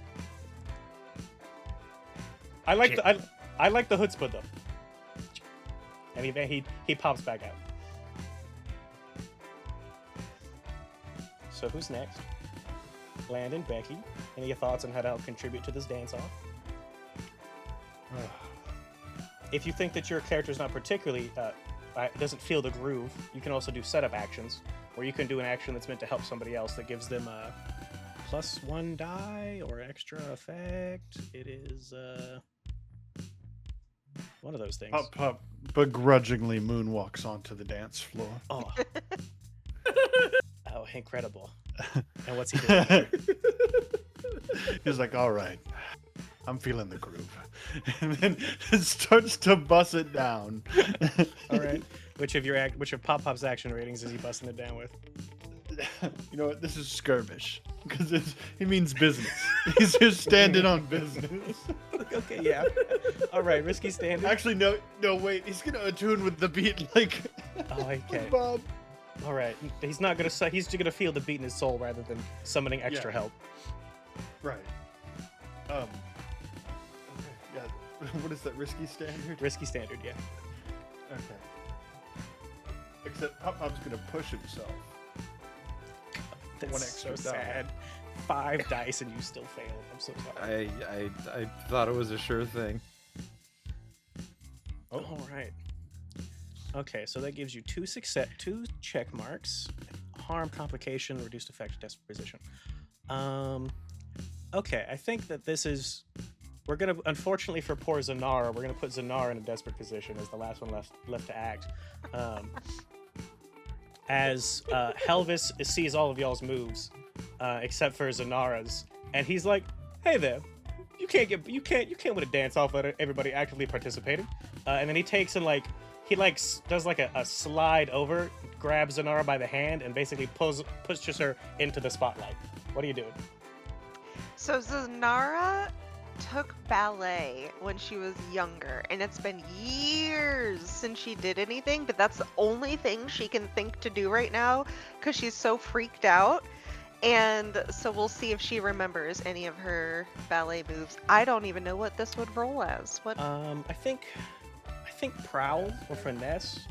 Maybe finesse, yeah. Finesse would, if we're doing ballet, which is elegant, I think finesse might fit here. Prowl is maybe Okay, a great. bit I more have street. no finesse whatsoever. What are we doing this as? That's Risky gonna be standard? Desperate standard, because we put you in a desperate position by throwing you into the spotlight. Perfect. Let's go. Double ones. Oh no. Incredible. Okay. If Black Widow had 2 left feet. Yeah, so ballet without She ballet. took shoes. ballet. She didn't remember. Yeah, you take and normally, right? Zanara, when Zanara fails spectacularly physically. This is just embarrassing. This is out of all the things that you've ever gone through in your life as the hunter, your life as a professional, this is single-handedly the most embarrassing thing that has ever happened to you. You take in after like you pour your heart out into what you think is a great ballet performance, there's a record scratch, the music stops, everyone is looking at you, and it's just really embarrassing to the point that is a tier 3 harm of embarrassed that you are Jesus. incapacitated by it until somebody helps you feel better about it, unless you'd like Oh, to try to no. resist that. I am gonna resist it. Okay. And what I'm going to justify that by basically muttering under my breath, like, okay, I'm retiring for sure after this job. I'm retiring. I'm Ramiro gonna go live in the was hills with my right. girlfriend. Nobody's ever gonna see me again. Bob is gonna hand Zanara a hip flask going full home of and what we're leaving. has to be like nitroglycerin. Okay. Zanara is already drinking it. All right. I'm pretty sure. I think that resolve would make sense there as your resistance roll. So click on the word resolve, and then you'll take 6 stress, or you'll take stress equal to 6 minus the highest result rolled. And this will oh my god, hell yeah! The thought of retirement allows you to take this on the chin, and just kind of walk off the dance floor, no worse for wear. You're gonna completely negate that consequence. Cool. Hell yeah. All right, who's next after seeing Zanara I totally got- wipe I out? got this. I'm just gonna look over to Pop and Bob and be like, "It's a big finish," and then like we're gonna do a big combo move somehow. Oh, I like that. Okay, what are we doing? What's our Big finale? sync Our group move? action. You I know, think like a Jabberwocky style. Fucking like just break yeah, the down. pop and lock shit. Yeah, We're gonna We're do the all donkey per- roll. yeah, we're like perfectly in sync. Okay. So Frenchie's Like, our we leader. We're gonna do the Absolute Style Boys unity. donkey roll. Yeah, we Okay. start to glow even. And I will lead this roll with whatever you guys pick. And what's our action rating going to be for this? Maybe like kinda- command to like be in sync, perhaps. I was thinking nothing. skirmish, honestly, because we all have a little bit of. Because we're skirmish. all standing on business. Okay, yeah. And we're all standing on business. Hmm. And also, it requires, like calculated timing, like you would in a fist fight. Okay, yeah, I could see that. And I'm if we're gonna go out, we're going out big. going out big, yeah, okay. Risky right. standard, going out big. All right, everybody, let's roll this skirmish. Let's do it. Double ones, good Oh start. shit! Oh no! Oh no! I see a 6. Okay, cool. So that's 2 stress for Frenchie, but luckily he succeeds. So Frenchie, how do you make up for the 2 of them fucking this up? Because it's a skirmish roll, I'm literally just kind of like throwing them over me in the donkey roll instead of them like actually getting the jump roll over me. And the 2 of them land a little unceremoniously, but nobody's looking at them. They're looking at Frenchie after that cool ass maneuver he just did, and that takes and fills up our dance off. And the music takes and it stops, and Helvis takes and gives you guys a clap, like a clap. He starts bowing. The lights get a little brighter, and you can see a bunch of people in the crowd all start cheering and whooping, and everybody's very excited. And then that same fellow from before, with the painted on face, has a sad one this time rather than a smiling one, and he's like, "Oh well, that was awesome. I'm very entertained. Sadly though, however, you've overstayed your welcome. You guys got to go back home now. You've been jumping around a little bit too much, and if you go through another one like that, you might explode. So let me give you a hand there." And then he takes and pulls out a staff that has a copy of his face on it, that's like a hammer thing, and smashes it onto the ground, and the lights all go out again, and it's dark and it's cold, and then you take, and when the lights come back on, you find yourselves, as your eyes get adjusted to what little bit of life there is now, from Bob's lantern again. You guys find yourselves In the burial chamber of Osteros, the great and powerful sorcerer, there is a large sarcophagus on the other side of the room, and there appears to be a big gap in the floor between you and the sarcophagus, which it looks like it's kind of covered in these weird black tendrils. What are we doing? What the fuck was that? I don't know, but God, we're good. I mean, yeah, of course. We're the goddamn professionals. Fucking A, right?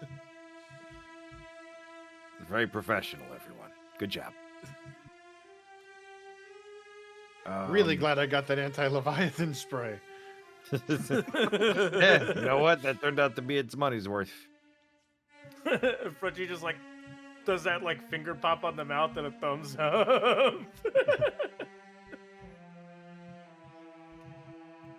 All right, Chiefs of Keef. What shall we do? We're popping this bitty open, right? Well, aren't there the tendrils?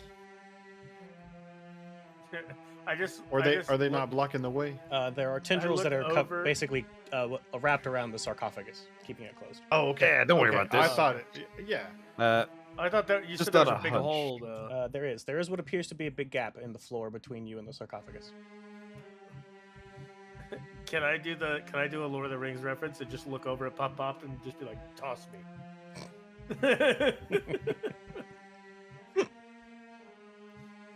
Okay. Wait. I- Before you go, hang on. Bob grabs like one of his pockets. He searches all over, and he pulls out a Demon Bane charm and gives it to you. Oh, beautiful. Okay. Hold this up to the tentacles. You know, it might do something. Okay. All right. And now I'm gonna do the huckening. Okay, yeah. So Frenchie. that's gonna be what action roll makes sense for that, or what action rating? Yeah, great question. Finesse? Yeah, I have nothing in finesse. Yeah, I think but finesse. you Finesse just would be chose the risky wrong standard. person. Yeah, Hunt? It is a projectile. You're just turning it is Frenchie a into a projectile. projectile. I think it's risky limited, but that is also applicable. Fuck it. I Risky could do limited on hunt. finesse on the other end to see how well I land it. All right. Two. Okay, You asked the wrong person. so Oh boy. you take and you throw Frenchie, and you do not throw him nearly as far as you wanted. And Frenchie, right as you're taking and you're sure that you're about to plummet to your doom in this dark hole, your hand, as you reach the edge of Bob's light, your hand catches a lip, and I need you to roll something in order to get a good hold on this that invisible seeming lip. I'm gonna roll finesse, Yeah, that makes sense. and I'm gonna go ahead and take 2 stretch to push myself for an extra die. Is this risky standard or desperate? Desperate standard, yeah.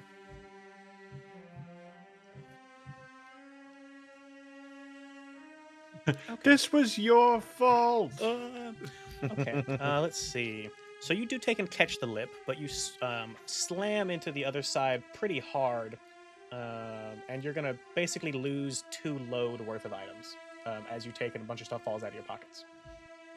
Okay. It's fine. We're rich. But yeah, you take and you manage to grab that lip, and you can pull yourself up, and you're standing on nothing. But it's dark. It's dark on the side. Like I said, it's just outside of the reach of Bob's lantern. And I just dropped all my sparklers. So how's all the nothing? Look pretty good. Yeah. Some pretty good nothing. I just like do like the shrug. And it is at this point, Bob, or Zanara, I think actually is the one who's more likely to be looking around. Zanara, you'll notice like a big kind of inscription on the floor at your feet that says, "Those who trust their senses need not pass."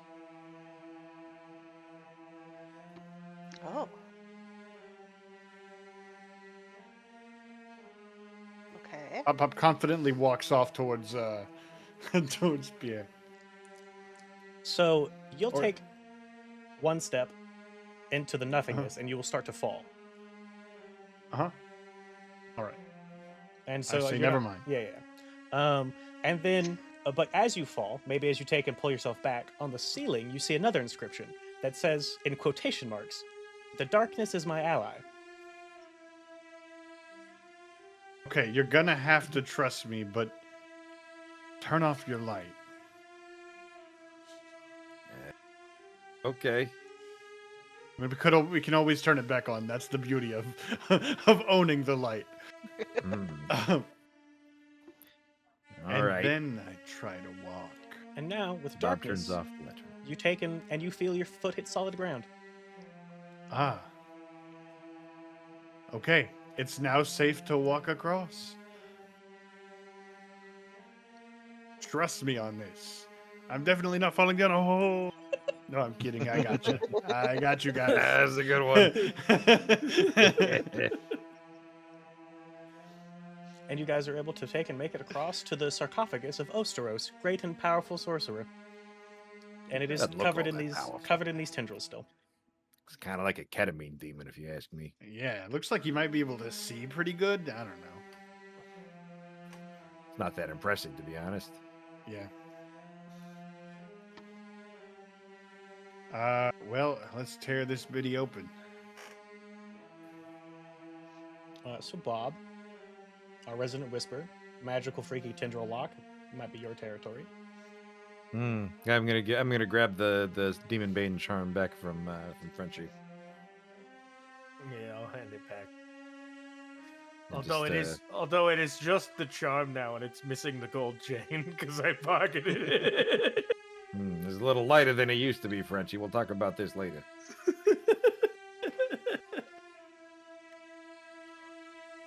And with some mumbled magic words to make it seem cooler, Bob's gonna press the demon bane charm to the nearest tentacle. Okay. So sounds like Something we're like attuned. Hokumus Pokumus. Hokumus Pokumus, get the fuck out of here. Sounds like an attune roll of sorts, perhaps. I will say attune, that's- attempt attune. Controlled standard. Okay. I don't want to push myself any further. So, which? Oh my god, a critical. Holy shit! Okay. All right. Maybe the spell worked. I gotta say that more often. What we'll do for that is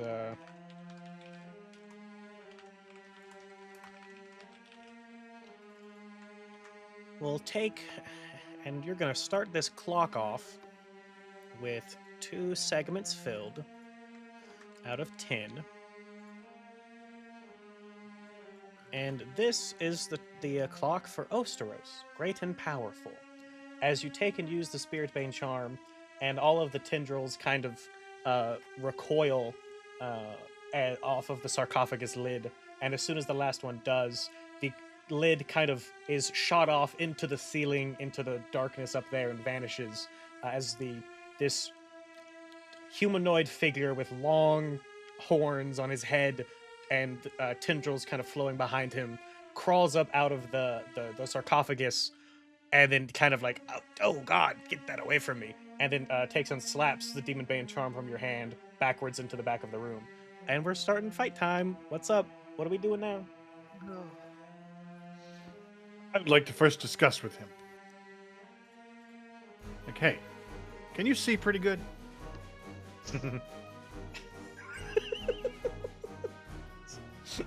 Just curious. He says, well, ask me what your Spirit Bane charm is, and I'll tell you with perfect clarity. Really? Then where is it? Oh, okay. Huh. That sounds like that'd be a pretty good roll of some sort. What are we thinking? I feel like Sway, maybe, because you're trying to trick him? Yeah. That sounds cool. I'm finally calling him on it. This is your chance. I'm gonna fucking push myself. God, I have 2 drain left. Yeah, this is I think risky great.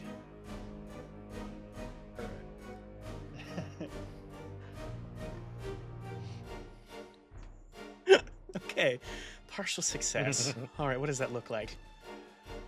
Okay, so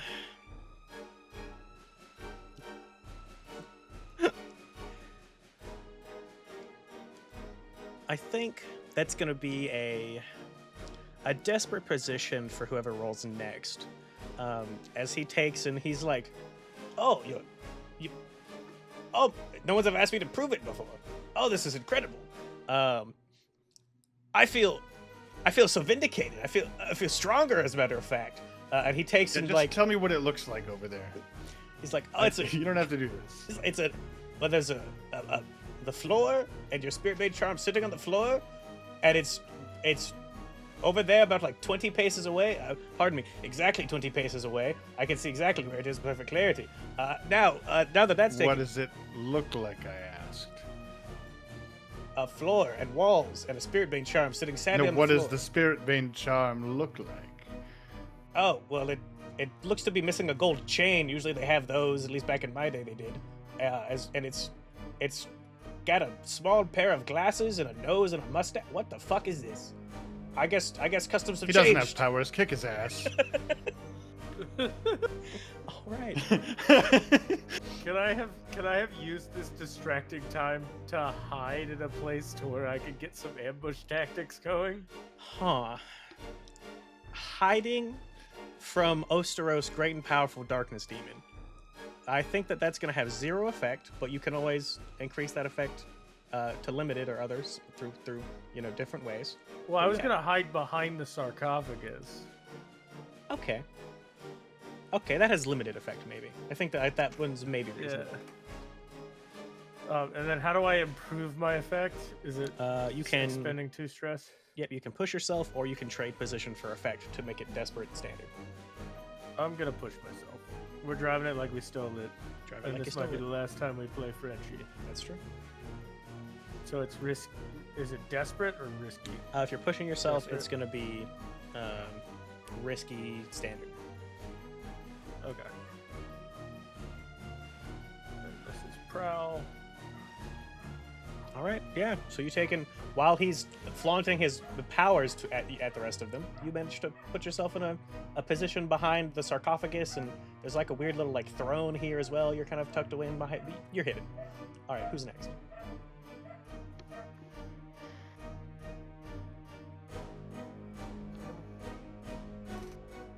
Bob's gonna turn his lantern on full blast. Okay. Huh. See in the dark, but can you see in the light? You little bitch. I don't know why, but I immediately don't like this guy. It's almost It's a like mystery. in another life we were enemies. Okay. Turning the light on.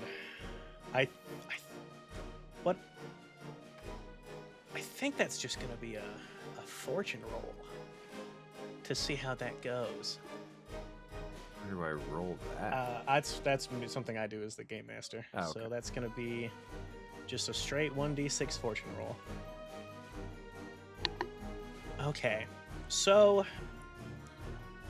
you take and you turn on your light, and you're feeling on cloud 9 because there's now light in the situation. Also because of the fact that you no longer feel floor beneath you, and you're going to need to try to grab a ledge before you plummet to your demise. Okay. Wait, I Um, thought on the other side there was floor. there was. There when was there was floor. light. And now that we're over here with a lantern, there is no floor when the light is on. Oh, I thought there was just a gap between, like in the middle So- of the room. There was a big gap in the middle. When the light Uh-huh. was on, you stepped on nothing. When the light was Yeah. off, you stepped on floor. Over here, when the light was off, you had floor. And now that the light has turned on, the floor has vanished beneath Bob. Incredible. Okay. I would like to latch on to Osteros and be like, surely you'll get out of this if you're not bluffing. Well, so it's not like Like- the whole floor is gone. It's just the area Okay. around Bob. Okay, I was about to say, Yeah. surely, if you're not lying, we'll be fine. Yeah. I'm so gonna Bob. throw the light at Osteros. Okay. All right, so that's probably hunt or finesse. Oh, Most I'm on. likely? Okay, yeah. And then the consequence here is pretty obvious that you don't throw it fast enough to get that floor back under you in time, I think. Okay. Let's see how it goes. Success. Let's go. Okay, yeah. So you take in further Clock light, him in the head with it. and yeah, you hit him in the head with a lantern. Bonk, and the floor beneath you materializes just in time before you start to plummet all the way to your death. And that's going to be 2 segments on Osteros' clock. As you take and bonk him in the head, he takes and catches the light in his hand, and it just kind of he absorbs it, like he just eats the lantern in his hand basically, and that light is gone. And he's like, "Oh, you dare Son of a bitch, challenge that was 395. you dare challenge Osteros, great and powerful sorcerer? The darkness is my ally, you fool! I was surrounded Great by powerful bitch, more like. it." And yeah, he's gonna take and start kind of like squirming towards Bob in the darkness with his weird, slightly darker than everything else shadow form. What are we doing? Anyone gonna try to stop him on the way to Bob? this! And I just jumped out from behind with an ambush stab with my knives. Hell yeah. Okay. And can I assist? It's okay if I have to use some stress by putting my foot on Osteros's back. Just like pin him down. Yeah, that would be 1 stress, or it could be a group action if you prefer that. I'd be It's down to help. up to Johnny. Do you feel like taking the stress? I have 1 stress left, and I am almost maxed out on trauma, which means I die. If Okay, I so take no. one more stress. So I will just take the stress to help you get another die. All right. All right. And I get that's- 2 extra die for this because ambush. And this is controlled, and you don't have any special abilities with your knives, do. right? They're just regular knives? I wouldn't know. Let's see. As a lurk, none of those are fancy, and then general weapons are just a blade or 2. So yeah, that would be controlled limited, because there's nothing fancy about your knives. Okay. Let me. Controlled limited.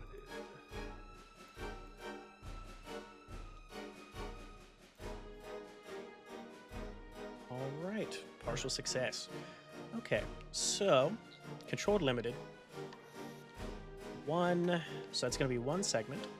As you take and get a slash somewhere along his shadowy form, thanks to Pop kind of holding him in place for a moment, and then the takes and that kind of slash that you had, instead of like blood or anything, it kind of just opens up to this more like darkness that starts pouring out of it, and is going to take and kind of wrap around your arm, and you're going to have a tier 1 harm of entangled.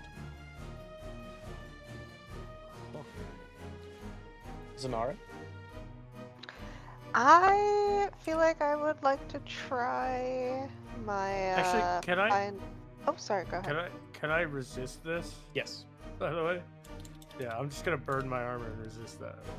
Alrighty.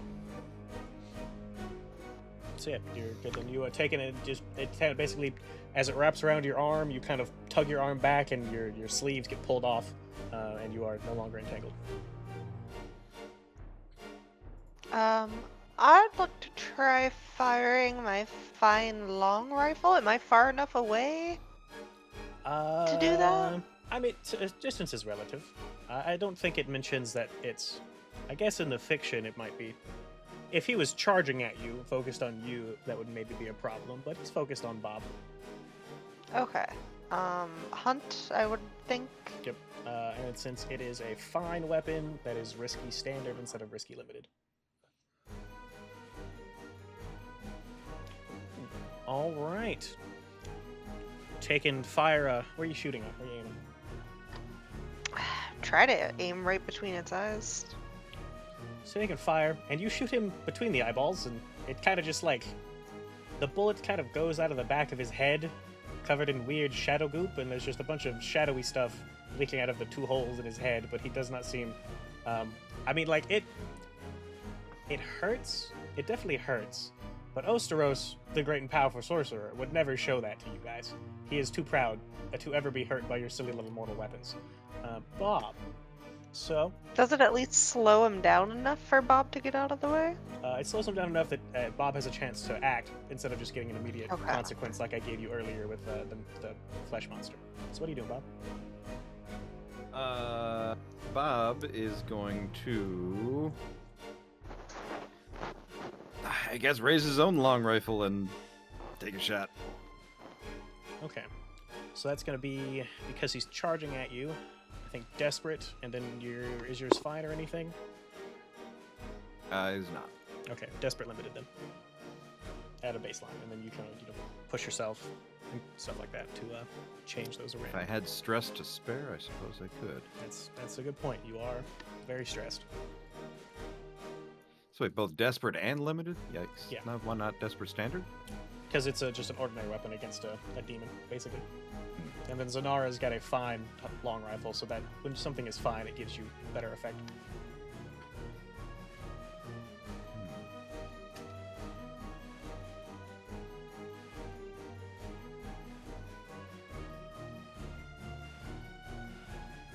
Yeah, I'll roll it.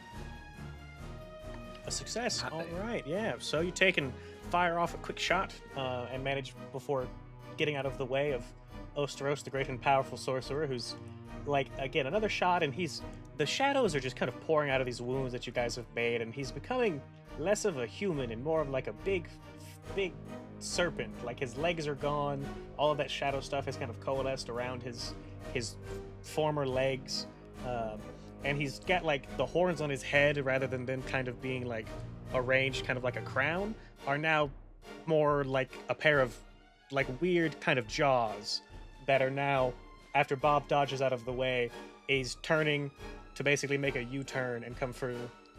Who'd be the next closest? I guess Frenchie's probably the next closest. So he's coming for Frenchie.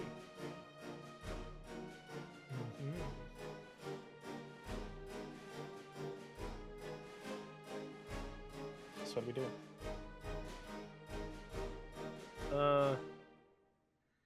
I'm just gonna lock in and put the knives out. So if he's coming for me, I can just like hook him and get him. Okay. So we're not going to try to dodge. We're just going to take it head on. Yeah. Okay. Which action rating are you using for that? Skirmish. Skirmish? Okay. I think that is desperate and then standard. Okay. Here we go. This could be Frenchie's last roll.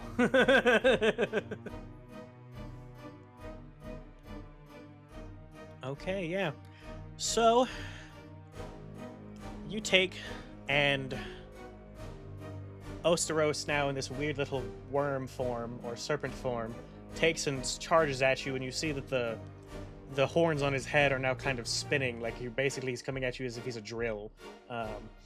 And you take it, just have your sword, your knives out, and what is Frenchie's final action as a conscious individual in this situation? How does he He's take just gonna, and like- deal with this as his final last stand or whatever? he has both knives down at his side, like he does the roll the sleeves up thing, like from Deadpool, where the guy like rolls his sleeves up and pulls the knives out, and then just like as he gets impaled by the drill or whatever, he just stabs down into him. Right. Yeah, so you take and stab down into him with both knives, filling up Osteros' great and powerful's clock, and it is a tier 3 harm of gutted. So you are incapacitated, and will require assistance of some sort, but you're not dead. And Osteros, after you take and stab him, the drill, the drill form breaks. You're no longer being impaled, but you are, pretty bad off.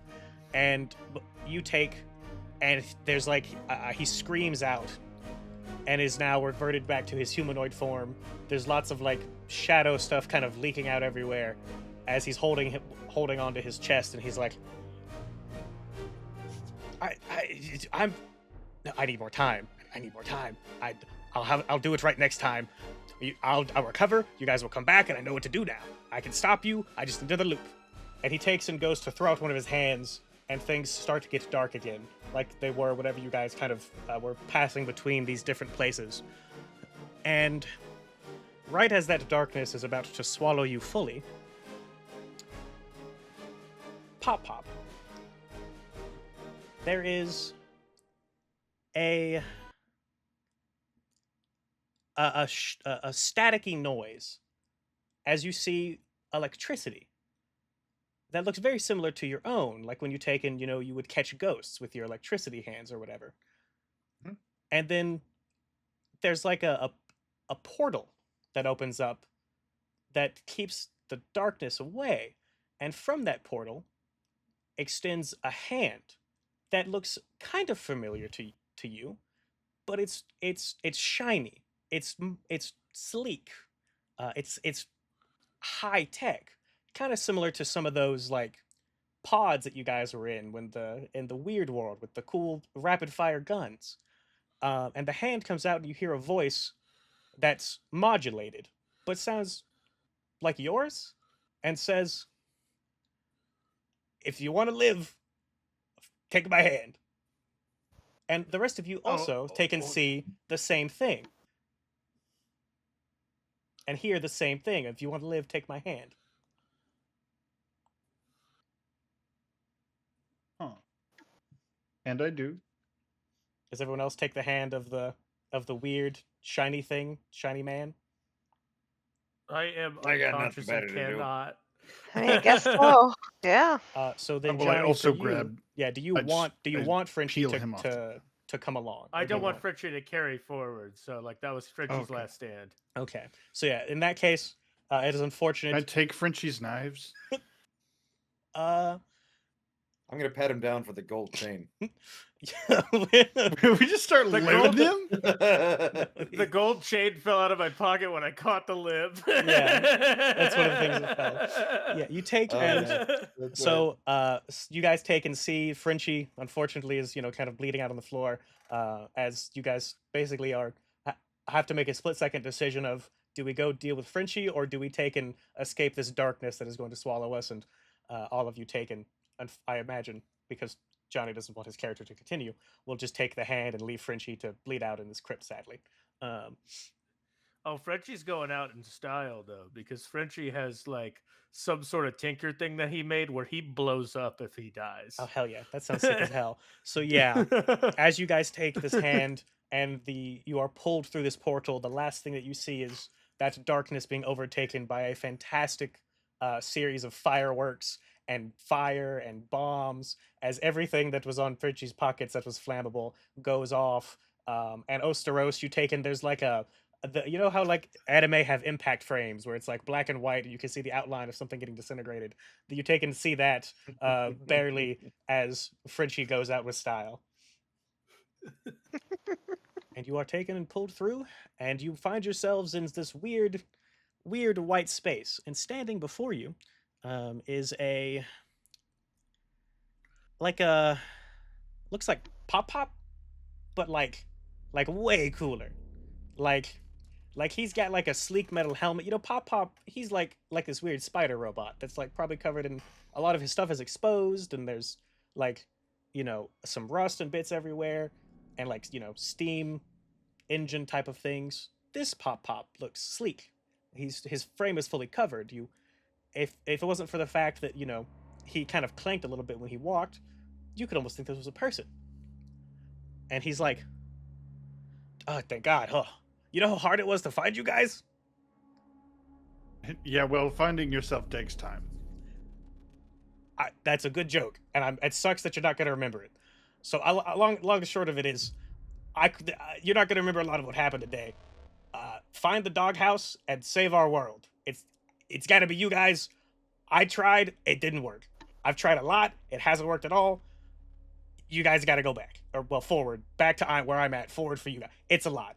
So, is there anyone who, Becky? Do you want Zadar to stay in the past, or do you want Zadar to come forward into a future and be displaced? I think she's gonna. I think she should stay in the past. Okay. So in that case, Pop Pop says this to all of you, um, and then takes and another portal opens up with that same kind of electroplasmic energy, um, and you can't see through it. It's kind of just like an opaque hole to step into, um, and Pop Pop's like, now I can answer like one or two questions. You're probably not gonna remember them, but I can answer them just for the sake of posterity, I guess. Maybe one day you'll remember it. I'm good. Yeah, if we don't remember, what's the point? And Yeah. Oh, Bob thank just lights God. a cigarette. Oh, you guys! This is the easiest this has ever been. Um, Incredible. Yeah, whatever. Do it, Chief. Yeah. and then takes and all of What you is it, guys Coach? get put through the portal. Zanara, when you take a go through the portal, you wake up in bed, back at home, wherever home is for you. Back in regular Blades. Probably Ramirez's bed lately. Yeah. You wake up and you have a massive headache. Man, that hangover sucks. And you find yourself on the morning. Bob put in that flask. You find yourself on the morning of the crypt raid. Before all that just happened. And what do you tell your girlfriend as she is starting to wake up from you jumping out of bed and being startled?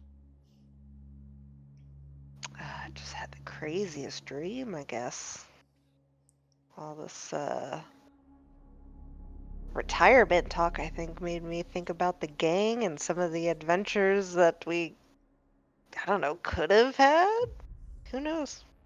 Weird dream, kind of freaked me out. But yeah, let's do this retirement thing. Oh, okay. Do you need to like tell them that like you're not coming along, or is like how do you retire? I hadn't considered that when I asked you last night how this works. I mean, I just joined. I feel like I can just leave, right? Simple as that. I mean, I guess, yeah. Yeah. I mean, I've Never signed a retired. contract. It's mean, not in the contract for the professionals. I mean, I didn't really. It actually says you can just go. I didn't retire. I just kind of like betrayed my old boss and joined you guys. So I was glad that you have an answer because I was kind of worried about how this would go down. But so it sounds like it's easier than I think it is. You can smoke an entire pack of cigarettes if you want to get like a recommendation. But otherwise, yeah, you can just go. Yeah. Yeah. So, take and describe to us, Becky, what does Zanara and Ramiro's retirement look like?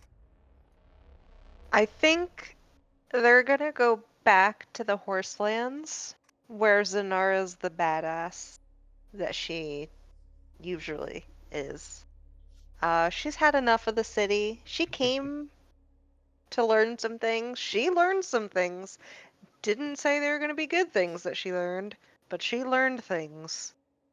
And yeah, so her and Ramiro are gonna go off and live their horse lord life. Yeah.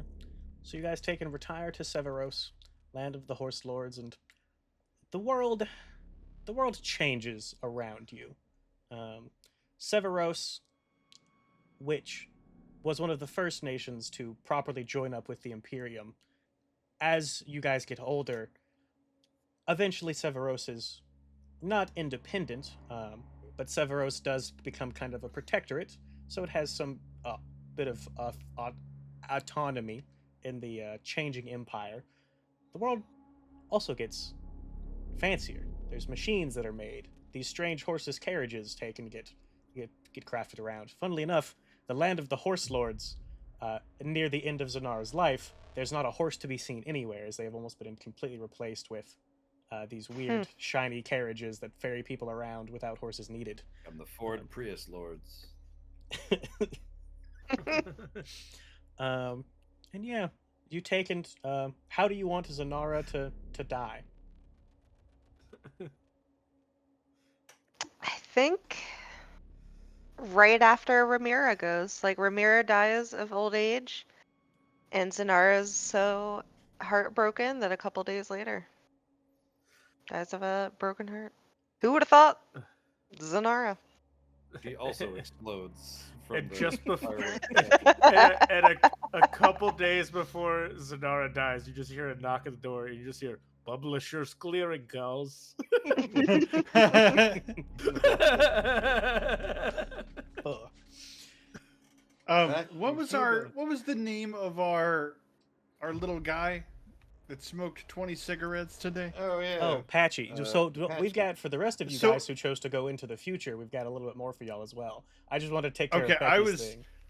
Yeah, I first. was gonna say, if nothing else, I would love to open up a fucking tear in reality and be like, "You're not getting out of this." And just rip him through. Huh. So we want to bring Patchy along for the ride with us. Yeah. Okay. You think you're off scot free? So The Frenchie died. You're up.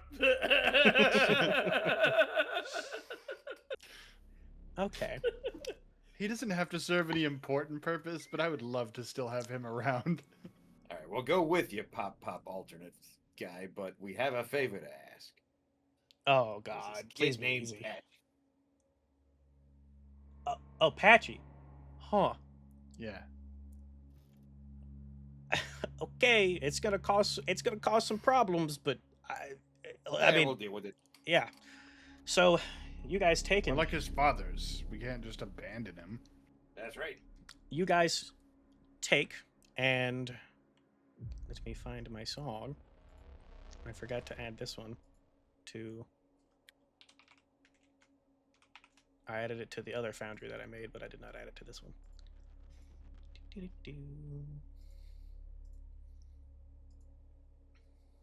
So, you guys can go through the portal, right? And it's unlike last time where you were surrounded in darkness. You're surrounded in these bright lights, and it feels warm, like a warmth you've never felt ever. It's strange, it's comforting. And then things get, that kind of bright white light turns blue. And then you take and pop out of this portal on your backs, looking up at a blue sky with a sun. And you take and look over, and there is a horseless carriage that is about to crash into all three of you. Bob, Pop, who now Pop, as you've gone through this portal, you look at your hands, and they're no longer rusty and old. You have taken the body of cool Pop. And you take, and there is one last little kind of fading a bit of him that's like, two of us can't exist in the same timeline, so, but if it's had to be one of us, it needs to be you. You got this, man. You're goddamn right, I do. And And then I hold Pip out like I'm gonna let him take the brunt of the car crash. yeah, and then so there's Pop, Bob, and Patchy, or maybe Patchy, yeah. he's Patchy. he looks older, like in his his mid-20s. And he's like, holy, oh, what the, and then he takes and hits the deck out of your grasp, and the horse's carriage, thankfully, hovers above the ground, so it kind of goes over the three of you harmlessly, but then the driver does kind of swerve, and then takes a hold of their vehicle, and you hear some police sirens light up, and as you're looking around, everything's bright and shiny and tall, like the buildings feel like they stretch towards the sky basically endlessly compared to what you saw in where are you? And a lot of what you remember from Croime Toime Chewsday, because we haven't played in many months, is gone from your brain. If you remember something from the last world, cool. If you don't, part of the narrative, wahoo. But the one thing that you all do remember is that you need to get to something called the doghouse. and you know where it's at. Okay. Well, onward we go. We gotta get our asses to the doghouse, apparently. The what dog. I'm hearing. The dog. Up, What? up, Patchy. How do you know what? Oh my God! You guys are back. You guys are dead. Oh wow, you got old. Yeah, Do you know wow. how? As soon as you got. Oh my God, Lissa was you bitch. Oh, do you guys have any idea how hard it is to run a gang as a 12-year-old? Well, Well, it I mean- made you stronger. That's right. Made you the man you are today. Yeah, look at The you. Bob claps him on the shoulder. Oh, Would you like a cigarette? Fuck no. I smoked enough cigarettes when I was 12 for the last a lifetime. I'm so Pop proud of up, you got a light. you. Of course. Boom. Like the fucking giant fucking blast. Yeah, how is that different? Is that Yeah. Is So that the more powerful? exact way that looks depends on how Landon remakes Pop Pop as a new Hulk, which we'll find out Okay. probably next time. And as you guys take and walk towards the doghouse, the camera takes and pans up towards a billboard that says, plan your next vacation to Cuba. And it's C.U.B.A. The country of unbelievable amazement. And there's there's a picture of what appears to be a very pale man with some cool ass sunglasses and a fun little hat, smiling on the billboard. Bob squints at the billboard and is just like, do I? Hey, wait. That's nothing. Let's go. No fucking way. And then the camera takes and pans up towards that blue sky with a bright sun, and the credits roll, and Croime Toime Chewsday is done, and now it is time for Blade 68 to start whatever, next week, hopefully. Funky Fridays. Funky Fridays. Far Out Friday. Far Out Fridays. Funktastic. Yeah. So, how do we like the end of Croime Toime Tuesday? That was That was fun. amazing. That was great. Fritchie Yeah. blowing up at the end was mwah. I'm glad we finally got to beat the ass of Osteros, the great and Yeah, me powerful. too. wizard. For chimes. For chimes. Good chimes. I feel like we were enemies in another life. I couldn't let it go. I It's a was- grudge that transcended time and space. Yeah, I never that's my Joker. I never Name. named I never named the tomb. I just knew it was some powerful demon dude. And so at some point in my noggin, after you really started hating Osteros, and I started cooking up the end of Croime Time, I was like, he's got to be him. It's because I already knew that the wizard was like had darkness powers, and when I made it the tomb a year ago, I was looking at my notes, and I went, cool, he's got to be Osteros now. Yeah. You can see really good. Yep. You have created my Yeah, Lex Luthor, persuasive. and it's just a really annoying, like shadow demon guy who I'm still uncertain of how strong he actually is. One thing we are for certain. Osteros the vaguely powerful. The vaguely powerful sorcerer. So, stars. At the end of every session, everyone gives some highlights, moments, or techniques that they enjoyed.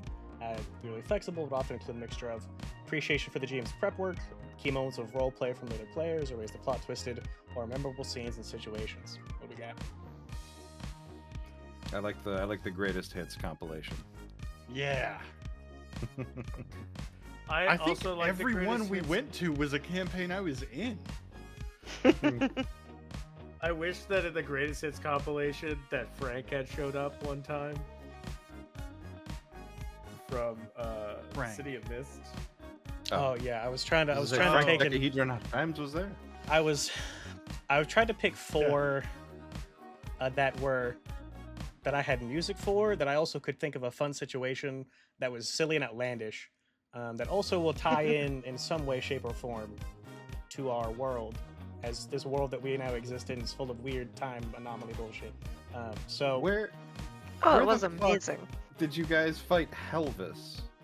So that one they technically Oh, haven't heck nah. done, but that was going to be on the table in Hecna, the clown carnival. Okay. Gotcha. He's one of the most memorable characters that I haven't got a chance to use yet, so I thought I would bring him here. The werewolf Good. Elvis impersonator. And also, Right, thank I was like, we've had all of these other ones are combat. I need something silly. I need something silly to cap us off for the greatest hits. And having God, a dance if off. Thriller Dance had worked. That would've Son of a bitch. That would have been so cool. I was so sad that 5 dice came up and failed. 5 dice. I was like, no, it's 4 die. I'll push it to add another, just because this can't fail. And guess fucking what?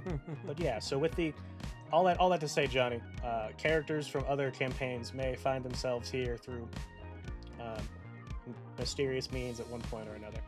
The world you guys live in is not one that is isolated and cohesive anymore. Nice. Becky, Landon, any stars from you guys? Everything was so fun. I had a great time going through each different, like, connected, game that we played The before. Stormcloud and- verse. Yeah, exactly. It was just super fun to feel it all tied together at the end. Yeah. Yeah, when Crime Time when- 2 Into the Storm. when Pop but Cooler showed up to save you guys from being stuck in time loops forever. Outstanding. Anything Great job, man. anything from you, Landon? Man, honestly, I fucked with all of that. That was incredible. I got to defeat my Lex Luthor. Got to, which was very gratifying. Won't be the last I see of him, but but also I love that character. Like my characters fucking hate him. Like, and I think that's just going to be a continuous thing. That like, no matter who I'm playing, if Ostros shows up, they're like, Years from now, you're in like a Fallout campaign. Rain is running, and all of a sudden, from behind you, you hear, "Give me the book! Yep. Give me the book!" I'm like, no fucking way. The hairs on your neck, on the back of your neck, stand on end. Give me the book. Yeah. I think that my biggest star definitely goes to Becky. I threw a lot of improv at Becky this session, and you did a very good job at handling all of it. Thank you. I Between feel like I've gotten a little better in that aspect. it's like, oh, cool. What are you doing the day before? Oh, hey, congrats. How did your character die? That's a question I don't think I've got to ask anyone in a very long time. Yeah. That random roll I did, by the way, was to see if we did the Bob scenario of pushing Zanara down the stairs, how Zanara would have landed. Looks like not very well. I don't know if she died, but she definitely did not enjoy that. It ended her, as a horse lord. Yeah. Mm-hmm. Early retirement, perhaps. Right, and then wishes. Everyone gives some wishes, which things they weren't too keen on, or things they'd like to see more of. This one's a little wombly because we no longer Stros. exist in Blades, And now we exist in Ostros. 68. So requests for more of some things. I like to see more particular characters, rules that didn't quite flow or sit right, sometimes even rulings, or structural requests. I want more Osteros, less Osteros, more funk, less funk, more. If I could People get falling down more the stairs? Ostros, but also less Osteros, then I think I'd be good. More funk, I think, is. I would- Yeah. definitely- I would love to see more Piotr like cameo shit from you. Oh, he's had 100 years of fucking around to do. Oh, dude. Well, yeah, wait, so yeah, he's can't wait still for him to be an alive. NPC. Uh-huh. Yeah, I can't wait for him to be an NPC, dude. It's gonna be so nuts. He's on the billboard for Cuba, which is now, hey, fun fact, Cuba's a real place in the last 100 years or so. He's made it real. Good job, Piotr. That'll be fun Good to dig job, into. Piotr. All in a lifetime's work. So this means Publishers Clearinghouse is still in 68. Yes. That's incredible. And the funny thing is, the Publishers Clearinghouse bit was started as a way for him to be invited into places. Yeah. So, Tay and Liz are gonna be so confused Well, at I mean, some of they're the gonna. shit in this world. I mean, so it's one of the things like, oh, does it make a difference if the faction is one from the back of the book, or if the faction is Piotr and Cuba? That truly doesn't make a difference to someone who doesn't know Piotr, but it's cool Right. for those that do. Yeah, exactly. But we're gonna have callbacks and shit. I know I am. I'm gonna just make shit up. Tay, it's like he did that, and I'm like, nah, this was all false pretenses. But yeah, I've let so, Piotr is the king of failing upward. oh, Piotr.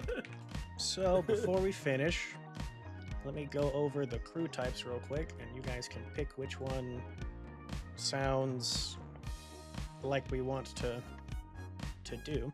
Because as a reminder, crews help cater the story to what kind of things we want to do. For y'all, for professionals, I just kind of made it based on how those first couple sessions went, where you guys kind of just beat people up a lot.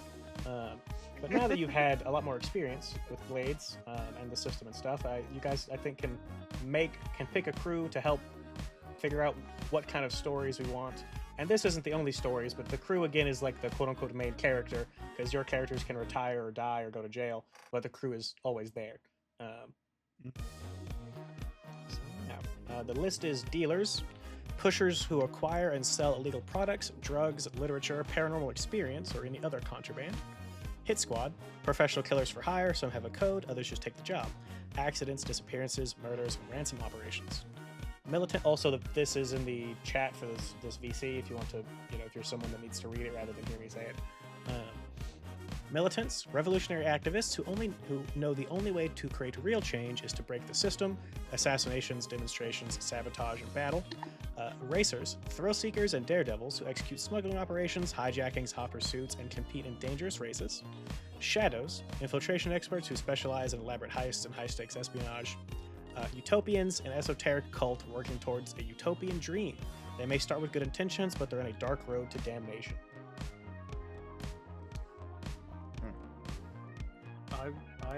I have two that I like out of here a lot, but I'm gonna let the group decide. My two are militants and shadows.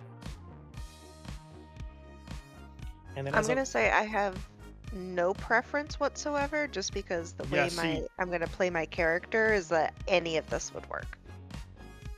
Yeah, Pop's whole thing didn't really rely on the group being any one thing. and it still kind of won't, because Pop, like we talked about, Hulls don't know who they were. So Pop is going to Yeah. have forgotten most of everything about himself until he rediscovers it in this new body. Yeah. And Bob is just kind of like go with the flow kind of guy. Yeah, Bob's so gonna have really- Bob's gonna have a wonderful time, I think, trying to exist as a zombie in '68. That's gonna be real fun. Are there Johnny, no what were your zombies in two? 68? Technically, I suppose. Mil- So also so- with the remaking your character, because of time, alternate dimension, whatever bullshit. If there's anything you want to change, you can feel free to revise any part of the character you please. Because when you pop through that portal, you can be anything you want to be. So I feel like I'm you're a big- hinting to me to not be a zombie, and I'm not going to take the. Well, no, I'm just saying if you wanted to not be a zombie anymore, you didn't have to. Because it's gonna be fun for a zombie in Blade 68 to be like, hey, like you're gonna walk past one of the like ministries of modern decency or whatever the faction's called that like investigate supernatural bullshit, and then be like, what's going on with you there, fella? And you'll have a fun time convincing them to fuck off as a zombie, I think. Testing out Halloween makeup. Also, go fuck yourself. Yeah, because Blade 68, as a kind of brief overview of the setting, it is obviously there's light, right? That's the biggest difference, is that there is it's not constant. There's something called the blue array, which gives sunlight for a couple of hours a day. So food, not as much of a problem, right? Crops can grow. There is still a lot of class divides, right? Just like our real world 60s, with rich people still being a thing, poor people still being a thing. There's a lot of social upheaval. The world exists in a Cold War after several other big kind of World War type situations that existed that resulted in the Empire kind of losing control over Scotland finally. And so now we have like the United States and the USSR are competing against one another with lots of little other involved people that are like proxy states. Lots of fun stuff with that. Basically, if it existed in the 60s in the real world, it can, in some form, it probably exists in Blade 68. Luckily, we do have Joe here to fact check us because he was around back then.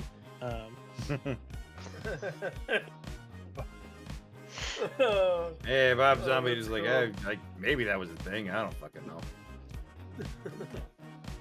So, militants and shadows are the ones that John is excited about. Is there anyone who is not excited about being militants or shadows? And my But logic, I don't mind either one. I was but gonna say I'm between the leaning towards two, I'd say shadows. Yeah. because my logic was I like blowing shit up and I like stealing stuff and being a sneaky bastard, and both of those can be both of those.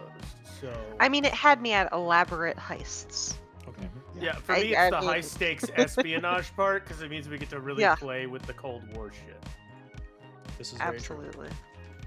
I wasn't gonna put anything forth, but I'm like, I really like the fact that this is like Cold War stuff going on because fun spy things. So Yeah.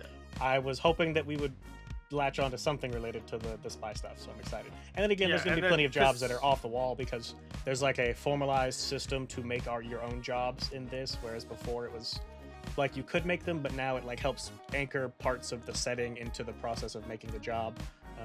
So that's fun.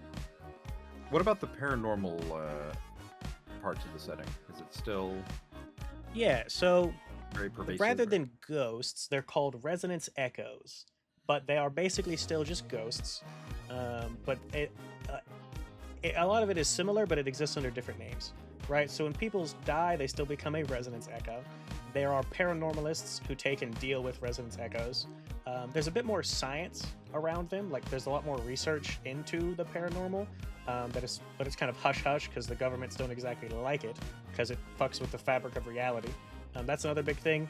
Like there's the reason that you guys got to jump through a bunch of campaigns all across the multiverse is that 68 as a setting has the door open for lots of weird time travel and other like things like that. Like there's one of the playbooks is the time traveler, where you can either be someone from the future or back in base Blades who's been sent here for one reason or another to fix a problem.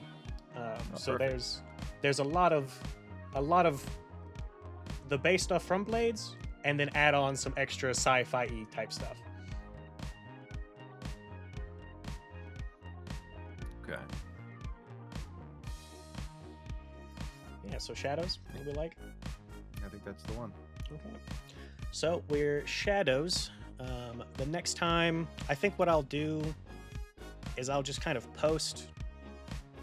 I'll make a chat with the four of y'all that's like a crew leadership or whatever, and then post the different upgrades, and we can go through that process, or we can just do it in Discord when these days are all available. Because I think it would take like a little while to do it now. I don't know if I want to sit around and actually make the crew, unless everybody's still free for the next like 30-40 minutes. I'm free. I'm not doing shit. I'm free until noon on Sunday. So Yeah, I don't really got shit going on. We just went and got a drink. like I could go through the whole process of making a character right now. I got so much time. We'll go ahead and stop the recording then, and then we'll make a crew.